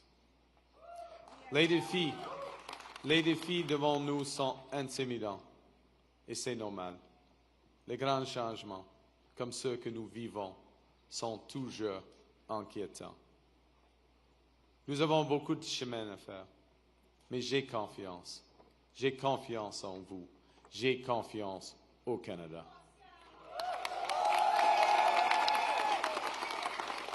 Because Canada is more than a nation. We are and we always will be a confederation, a sacred set of ideas and ideals built on practical foundations. That we know we're not always perfect, but we always strive to be good. We do things because they're right, not because they're easy. That we see kindness as a virtue, not as a weakness. Most importantly, we know that our strength lies in our resolve to work together as a country. It relies on our unity. You know, on the second day of this campaign, I went to Gander, where on 9/11, they welcomed thousands of passengers into their homes without question or hesitation. I sat down with two of the many heroes of the time, Diane Davis and Beulah Cooper. And during our conversation, they showed me a thank you card that they'd received from a young girl called Ellie, who wrote, "Your kindness motivates me to use my kindness." That touching phrase captures what Canadians instinctively know, that virtue is like a muscle that grows with its exercise. We become just by doing just acts, brave by doing brave acts. When we are kind, kindness grows. When we seek unity, unity grows. When we are Canadian, Canada grows.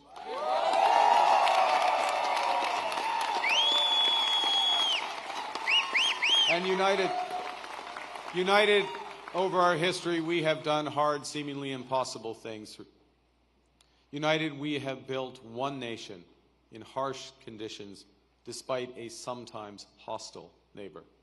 Yes, they have form on this, the Americans. United, we have confronted our own past with Indigenous peoples. Unis, nous avons bâti un pays qui rassemble des langues, des cultures et des croyances différentes. Unis, nous avons bâti des institutions culturelles essentielles comme CBC Radio-Canada.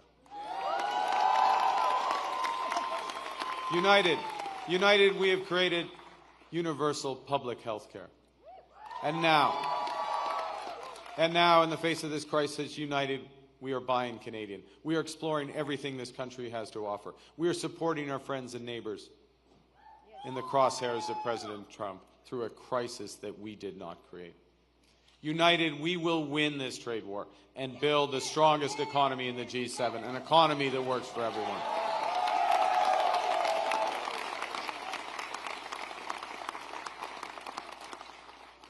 Au cours des derniers mois, les Canadiens et Canadiennes ont fait leur part, se sont rassemblés pour défendre notre pays et notre façon d'être. Je promets que, lorsque nous sommes menacés, nous allons nous battre. We will fight back with everything we have to get the best deal for Canada. We will protect our workers and businesses, and above all, we will build an independent future for our great country. A future that makes the greatest country on the earth even better. Together, we will build a Canada worthy of our values. We will build Canada strong, Canada free, Canada forever. Vive le Canada. Thank you very much. Merci beaucoup.